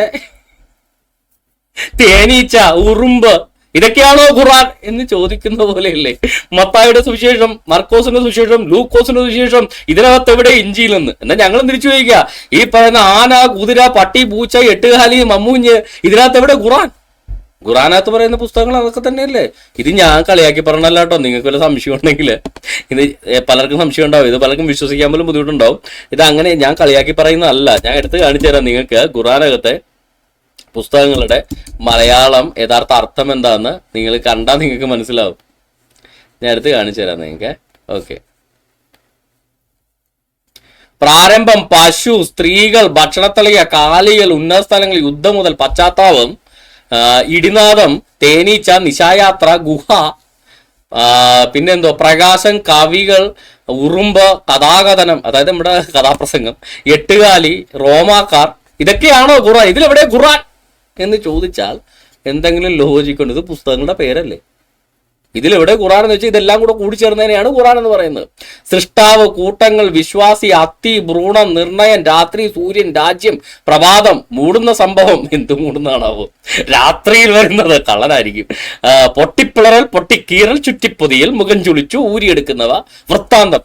ഇതിലൊക്കെ എവിടെ ഖുറാൻ എന്ന് ചോദിച്ചാൽ എന്റെ പൊന്നക്ബറേ, നിങ്ങൾക്ക് മാത്രമല്ല നാക്കില് വായിൽ നാക്കളെ, ഞങ്ങൾക്കൊക്കെ നല്ല ഒന്നാന്തരം നാക്കുണ്ട്. പുള്ളിയുടെ ലോജിക്ക് എന്ന് വെച്ചാൽ മത്തായി എന്നുള്ള ബൈബിളിലുള്ള ഇഞ്ചിയിൽ എന്ന് എന്റെ സുഹൃത്ത് പറഞ്ഞു തരുമോ? എന്തൊക്കെയാണുള്ള ബൈബിളിലുള്ളത്? മത്തായിയുടെ സുവിശേഷം, മാർക്കോസിന്റെ സുവിശേഷം, ലൂക്കോസിന്റെ അല്ലാതെ എട്ടുകാലിയുടെ ഖുറാനൊന്നും ഇല്ലല്ലോ. എട്ടുകാലിയുടെ പുസ്തകം, തേനീച്ചയുടെ പുസ്തകം, അങ്ങനെയൊന്നും ബൈബിളിനകത്തില്ലല്ലോ. പശുവിന്റെ പുസ്തകം, പ്രഭാതം, പൊട്ടിപ്പിളറലിന്റെ പുസ്തകം, പൊട്ടിക്കീറലിന്റെ പുസ്തകം, ചുറ്റിപ്പൊതിയലിന്റെ പുസ്തകം, ഇങ്ങനെയൊന്നും ഇല്ലല്ലോ. സുവിശേഷം, യോഹന്നാന്റെ സുവിശേഷം, അപ്പോസ്തല പ്രവർത്തികൾ, കാതോലിക ലേഖനങ്ങൾ, പൗലോസിന്റെ ലേഖനങ്ങൾ, വെളിപാട് പുസ്തകം, ഇതിലേതൊക്കെയാണ് ഇഞ്ചിയിൽ? യേശു ക്രിസ്തുവിന് പതിറ്റാണ്ടുകൾ കഴിഞ്ഞ് എഴുതപ്പെട്ട ബൈബിളിലെ ആദ്യത്തെ പുസ്തകങ്ങൾ, പൗലോസിന്റെ ലേഖനങ്ങൾ ആണോ ഇഞ്ചിയിൽ? ഈസാനബിയുടെ ജീവിതകാലത്തും ശേഷവുമെല്ലാം ഈസാനബിയുടെ മതത്തെ തകർക്കാൻ വേണ്ടി ശ്രമിക്കുകയും പിൽക്കാലഘട്ടത്തിൽ ഈസാനബിയുടെ മതത്തിന്റെ നേതൃത്വം ഏറ്റെടുത്തതായി പ്രഖ്യാപിച്ചുകൊണ്ട് പല സിദ്ധാന്തങ്ങളും പ്രചരിപ്പിക്കുകയും ചെയ്ത പൗലോസ് എഴുതിയ പുസ്തകങ്ങളാണോ ഇഞ്ചിയിൽ? അല്ല, അങ്ങനെയാണെങ്കിൽ തൗറാത്ത് വന്നതിന് ശേഷം 2000 വർഷങ്ങൾക്ക് ശേഷം അള്ളാഹ് എന്ന് പറയുന്ന ഖുറൈശി ദേവനെ ദൈവമായിട്ട് പ്രഖ്യാപിച്ചുകൊണ്ട് മുഹമ്മദ് ഉണ്ടാക്കിയ സിദ്ധാന്തമുള്ള ഖുറാനാണോ വേദഗ്രന്ഥം? ചോദ്യങ്ങൾ അങ്ങനെയാവാലോ. ഇനി പോട്ടെ, ഈ ഇഞ്ചിയിൽ എന്ന് പറയുന്നുണ്ടല്ലോ, ഈ ഇഞ്ചിയിൽ എങ്ങനെ വന്നു എന്ന് അക്ബർ സാഹിബിന് വല്ല പിടിയുണ്ടോ? അക്ബർ സാഹിബിന്റെ ഒക്കെ ഒരു ലെവൽ അനുസരിച്ചിട്ട്, അവരുടെ ഒരു പ്ലാനിങ് അനുസരിച്ചിട്ട്, ഈ അറബിയായ മുഹമ്മദിന് അറബി ഭാഷയിൽ ഖുറാൻ എന്ന് പറയുന്നൊരു പുസ്തകം ഇറക്കി കൊടുത്ത പോലെ യേശു ക്രിസ്തുവിന് ഹീബ്രു ഭാഷയിലോ അല്ലെങ്കിൽ എന്താ പറയുക ജൂയിഷ് അരാമിക്കിലോ ഒരു പുസ്തകം ഇറക്കി കൊടുത്തു. അതാണ് ഇവർ ഉദ്ദേശിക്കുന്ന ഇഞ്ചിയിൽ. അതുകൊണ്ടാണ് പൗലോസിന്റെ ലേഖനം ഇങ്ങനെ അതിനകത്ത് ഉപയോഗിക്കുന്നത്. അല്ല, എനിക്ക് അറിയാൻ പാടില്ലാഞ്ഞിട്ട് ചോദിക്കുക, സുവിശേഷം, ഇവഞ്ചേലിയോൻ, സുവിശേഷം എന്നതിന്റെ ഗ്രീക്കാണ് ഇവഞ്ചേലിയോൻ. സുവിശേഷം എന്നതിന്റെ അറബി എന്താണെന്ന് അക്ബറിന് അറിയാവോ? ബിഷാര, സുവിശേഷം, ഗുഡ് ന്യൂസ്. ഇവഞ്ചേലിയോൻ എന്നുള്ളതിന്റെ യഥാർത്ഥ അറബി വാക്ക് ബിഷാര എന്ന്. ഓക്കെ, അപ്പോ സുവിശേഷം എന്നതിന് തത്തുല്യമായ ഹീബ്രു വാക്കിനോ അരമിക് വാക്കിനോ തത്തുല്യമായ ഒരു പുസ്തകത്തെക്കുറിച്ചാണ് ഇദ്ദേഹം റെഫർ ചെയ്യുന്നതെങ്കിൽ, യേശുക്രിസ്തുവിന് കിട്ടിയ പുസ്തകത്തെക്കുറിച്ചാണ് റെഫർ ചെയ്യുന്നതെങ്കിൽ, ഒന്നുകിൽ അതിന്റെ അറബി വേർഷനായ ബിഷാര എന്നായിരിക്കണം ആ പുസ്തകത്തിന്റെ പേര്, അതല്ലെങ്കിൽ അതിന്റെ ഹീബ്രു പേരിന്റെ ഒരു തൽഭവ രൂപമായിരിക്കണം, അല്ലെങ്കിൽ അതിന്റെ അരമിക് പേരിന്റെ ഒരു തൽഭവ രൂപമായിരിക്കണം. ഇതൊന്നിന്റെയും തൽഭവ രൂപമല്ല. ഈ ഈവഞ്ചേലിയോൻ എന്ന് പറയുന്ന ഗ്രീക്ക് വാക്കിന്റെ തൽഭവ രൂപമായ ഇഞ്ചീൽ എന്നുള്ള പദമാണ് ഈ അക്ബർ സാഹിബ് അടക്കം ഈ ഖുറാനിലും ഇരുന്ന് ഇങ്ങനെ തള്ളിക്കൊണ്ടിരിക്കുന്നത്. മത്തായിയുടെ സുവിശേഷത്തിലും മർക്കോസിന്റെ സുവിശേഷത്തിലും യേശു ക്രിസ്തു ദൈവരാജ്യത്തിന്റെ സുവിശേഷം പ്രസംഗിച്ചു എന്ന് പറയുന്ന ഒത്തിരി ഭാഗങ്ങളുണ്ട്. അവിടെ എല്ലാം സുവിശേഷം എന്നതിന് പറയുന്ന അറബി തർജ്ജമ എടുത്തതിന് അതിനകത്ത് ബിഷാര എന്നാണ്. യേശു ക്രിസ്തു ബിഷാരത്ത് അൽ മുൽക്ക് എന്നാ പറയുന്നത്. യേശു ക്രിസ്തു ദൈവരാജ്യത്തിന്റെ സുവിശേഷം, രാജ്യത്തിന്റെ സുവിശേഷം പ്രസംഗിച്ചു. ബെസേലിയന്റെ ഇവഞ്ചേലിയും പ്രസംഗിച്ചു എന്ന് പറയുന്നത് ബിഷാരത്ത് അൽ മുൽക്ക് എന്നാ പറയുന്നത്. രാജ്യത്തിന്റെ സുവിശേഷം യേശു ക്രിസ്തു പ്രസംഗിച്ചു. അപ്പോ സുവിശേഷം എന്നുള്ളതിന്റെ അറബി വാക്ക്, തത്തുല്യമായ അറബി വാക്ക് ബിഷാരത്ത് എന്നാവുമ്പോ എങ്ങനെയാണ് സഹോദര ഈ ഗ്രീക്ക് ഭാഷയിൽ ഉള്ള പദത്തിന്റെ അറബി രൂപം ഈ പറഞ്ഞതിന് വരുന്നേ? എങ്ങനെയാ ശരിയാവുന്നേ? അതങ്ങോട്ട് ശരിയാവില്ലല്ലോ. അതായത് ഈ ഗ്രീക്ക് ഭാഷയിലാണ് സുവിശേഷങ്ങൾ എഴുതപ്പെട്ടത്. മത്തായിയുടെ സുവിശേഷം മാത്രമാണ് ഹീബ്രു ഭാഷയിൽ കൂടെ എഴുതപ്പെട്ടിട്ടുള്ള. ബാക്കിയുള്ള സുവിശേഷങ്ങളെല്ലാം ഗ്രീക്ക് ഭാഷയിൽ. പൊതുവെ പുതിയ നിയമത്തിന്റെ ഭാഷ ഗ്രീക്കാണ്, കോയിനെ ഗ്രീക്കാണ്. അപ്പൊ ഗ്രീക്ക് ഭാഷയിലെ ഒരു പദമാണെങ്കിൽ ആ പദത്തിന്റെ രൂപം വരാൻ നേരത്ത് അതിന്റെ ഒരു ഐഡിയ വരുമ്പോ, ആ പദത്തിന്റെ ഒരു കണ്ടിന്യൂവേഷൻ വരുമ്പോ ഈ പറയുന്ന ഇഞ്ചിയിൽ വരാം. അതായത് ഗ്രീക്ക് ഭാഷയിലെ സുവിശേഷങ്ങളെയാണ് ഈ പറയുന്ന അള്ളാഹ് റെഫർ ചെയ്യുന്നതിന് വ്യക്തം. അല്ലാതെ ഈസാ നബിക്ക് അരാമിക് ഭാഷയെ കൊടുത്ത ഗ്രന്ഥത്തിന് അള്ളാഹു ഈ പറയുന്ന ഗ്രീക്ക് ഭാഷയിലെ പേരെടുത്തിടേണ്ട കാര്യമില്ലല്ലോ. ഇനി പോട്ടെ, അടുത്തത് യേശു ക്രിസ്തുവിന്റെ അരാമിക് ഭാഷയിലെ പേരെന്താ? യശുവ. ഹീബ്രുവിൽ എന്താ ആ പേര്? യഹോശുവ. യഹോശുവ. ഇതെങ്ങനെയാണ് അക്ബർ സാഹിബ് ഈസോസ് എന്നുള്ള ഗ്രീക്ക് പദത്തിൽ നിന്നുള്ള ഈസ അറബിക്കിൽ വന്നേ? ഈസ എന്നുള്ളത് ഈസോസ് എന്ന് പറയുന്ന ഗ്രീക്ക് പദത്തിൽ നിന്ന് വന്ന പദമാണ്. ഈസോസ് എന്ന് പറയുന്ന ഗ്രീക്ക് ഈസോ എന്നാണ് ഗ്രീക്കിനകത്ത് യേശു എന്നുള്ള യഹോശുവ എന്നുള്ളതിന്റെ ഗ്രീക്ക് ട്രാൻസ്ലിറ്ററേഷൻ ആണ് ഈസോ. യഹോശുവ എന്നുള്ളതിന്റെ അറബി വരാതെ, യശുവ എന്നുള്ളതിന്റെ അറബി വരാതെ, ഈ ഈസോസിന്റെ അറബി, ഈസോയിൽ നിന്ന് ഈസ എന്ന് അറബി വരണമെങ്കിൽ ഈ അള്ളാഹു റെഫർ ചെയ്യുന്ന പുസ്തകം ഗ്രീക്ക് ഭാഷയിലെ സുവിശേഷമാണെന്നുള്ളതും വ്യക്തമല്ലേ? അല്ലെങ്കിൽ അള്ളാഹുവിന് അറിയില്ലായിരുന്നോ യഹോശുവ എന്ന പേര് ഈസ എന്ന അല്ലെന്ന് അള്ളാഹുവിന് അറിയില്ലായിരുന്നോ? എന്റെ പൊന്നു സുഹൃത്തെ, യേശുവിന്റെ പേര് ഈസോസ് എന്ന് രേഖപ്പെടുത്തി സുവിശേഷം വരുന്നത് AD 40. യേശുവിന്റെ ജനനത്തെക്കുറിച്ച് ഹീബ്രു ഭാഷയിൽ മലക്ക് പറയുന്നതായിട്ട്, മാലാഖ എന്ന് പറയുന്നത് BC 4. ഗ്രീക്ക് ഭാഷയിലെ സുവിശേഷം വരുന്നതിന് 36 വർഷങ്ങൾക്ക് മുന്നെയാണ് ഗബ്രിയേൽ മാലാഖ മറിയത്തിനടുക്കൽ വന്ന് പറയുന്നത്, നിങ്ങൾക്ക് ഈ പറയുന്ന യേശു ക്രിസ്തു അവന് യഹോശുവ എന്ന് പേരിടണമെന്ന്. ആ യഹോശുവ എന്നുള്ള പേരിന് ഗ്രീക്കിലെ ഈസോസ് ആകുന്നത് AD 40 സുവിശേഷം എഴുതിയപ്പോഴാണ്. യഹോശുവ എന്നുള്ള പേര് ഗ്രീക്ക് ഭാഷയിലേക്ക് വന്നത് AD 40 സുവിശേഷം എഴുതുമ്പോഴാണ്. AD 600 അറബി ഭാഷയിലെ ഖുറാനിൽ അരാമിക് ഭാഷ യേശുക്രിസ്തുവിന്റെ മാതാപിതാക്കളോട് അരാമിക് ഭാഷ സംസാരിച്ച ജിബ്രീൽ മലക്ക് പേര് പറഞ്ഞത് ഈസ. അവന് ഈസ എന്ന് പേരിടണമെന്ന് പറഞ്ഞു. അപ്പൊ ഖുറാനിലത്തുള്ള ജിബ്രീൽ മലക്ക് ബൈബിളിന്റെ ഗ്രീക്ക് ട്രാൻസ്ലേഷൻ എടുത്തിട്ടാണോ സംസാരിച്ച്, അതോ അവൻ വന്ന മലക്ക് ഭാഷ മാറിപ്പോ? അതേ മലക്ക് തന്നെയാണോ. അവിടെ ഗബ്രിയേൽ മാലാഖ വന്ന് പറഞ്ഞു, നിങ്ങൾ അവന് യഹോശുവ എന്ന് പേരിടണം. അത് ഗ്രീക്ക് ഭാഷയിലേക്ക് ട്രാൻസ്ലേറ്റ് ചെയ്ത് സുവിശേഷകന്മാര് സുവിശേഷത്തെ രേഖപ്പെടുത്തുന്നത് AD 40. ഈ BC 4, അതിന് 36 വർഷം മുന്നെയാണ് സംഭവം നടക്കുന്നത്.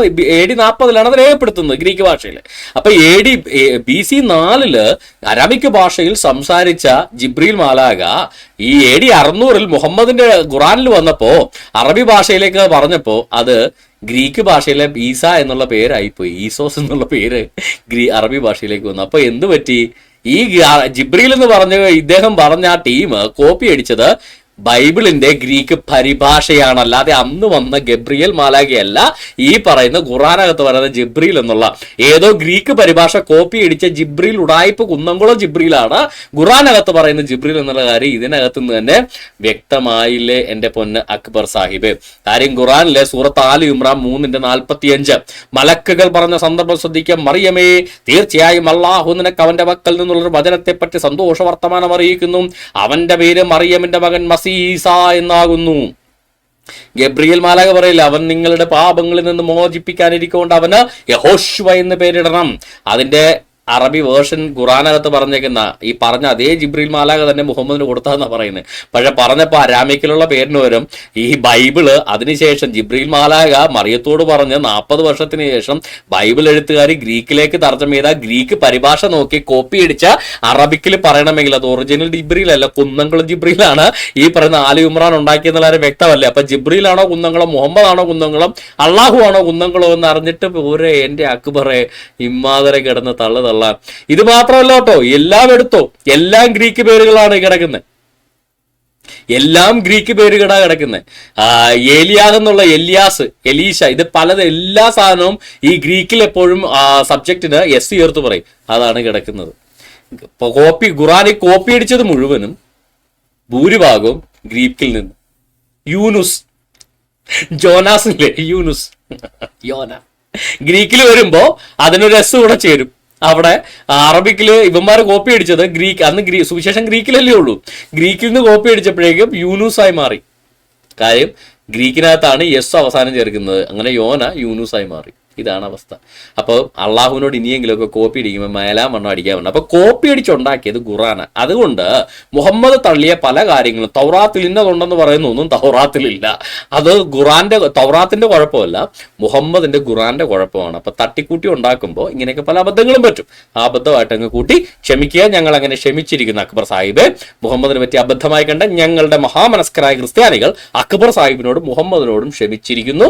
എന്തായാലും നല്ലൊരു ശുഭരാത്രി അക്ബർ സാഹിബിനുണ്ടാകട്ടെ എന്ന് ആശംസിച്ചുകൊണ്ട് പ്രോഗ്രാം നമ്മൾ വൈൻഡപ്പ് ചെയ്യുന്ന ദൈവം നിങ്ങളെല്ലാവരും ധാരാളമായിട്ട് അനുഗ്രഹിക്കുമാറാകട്ടെ.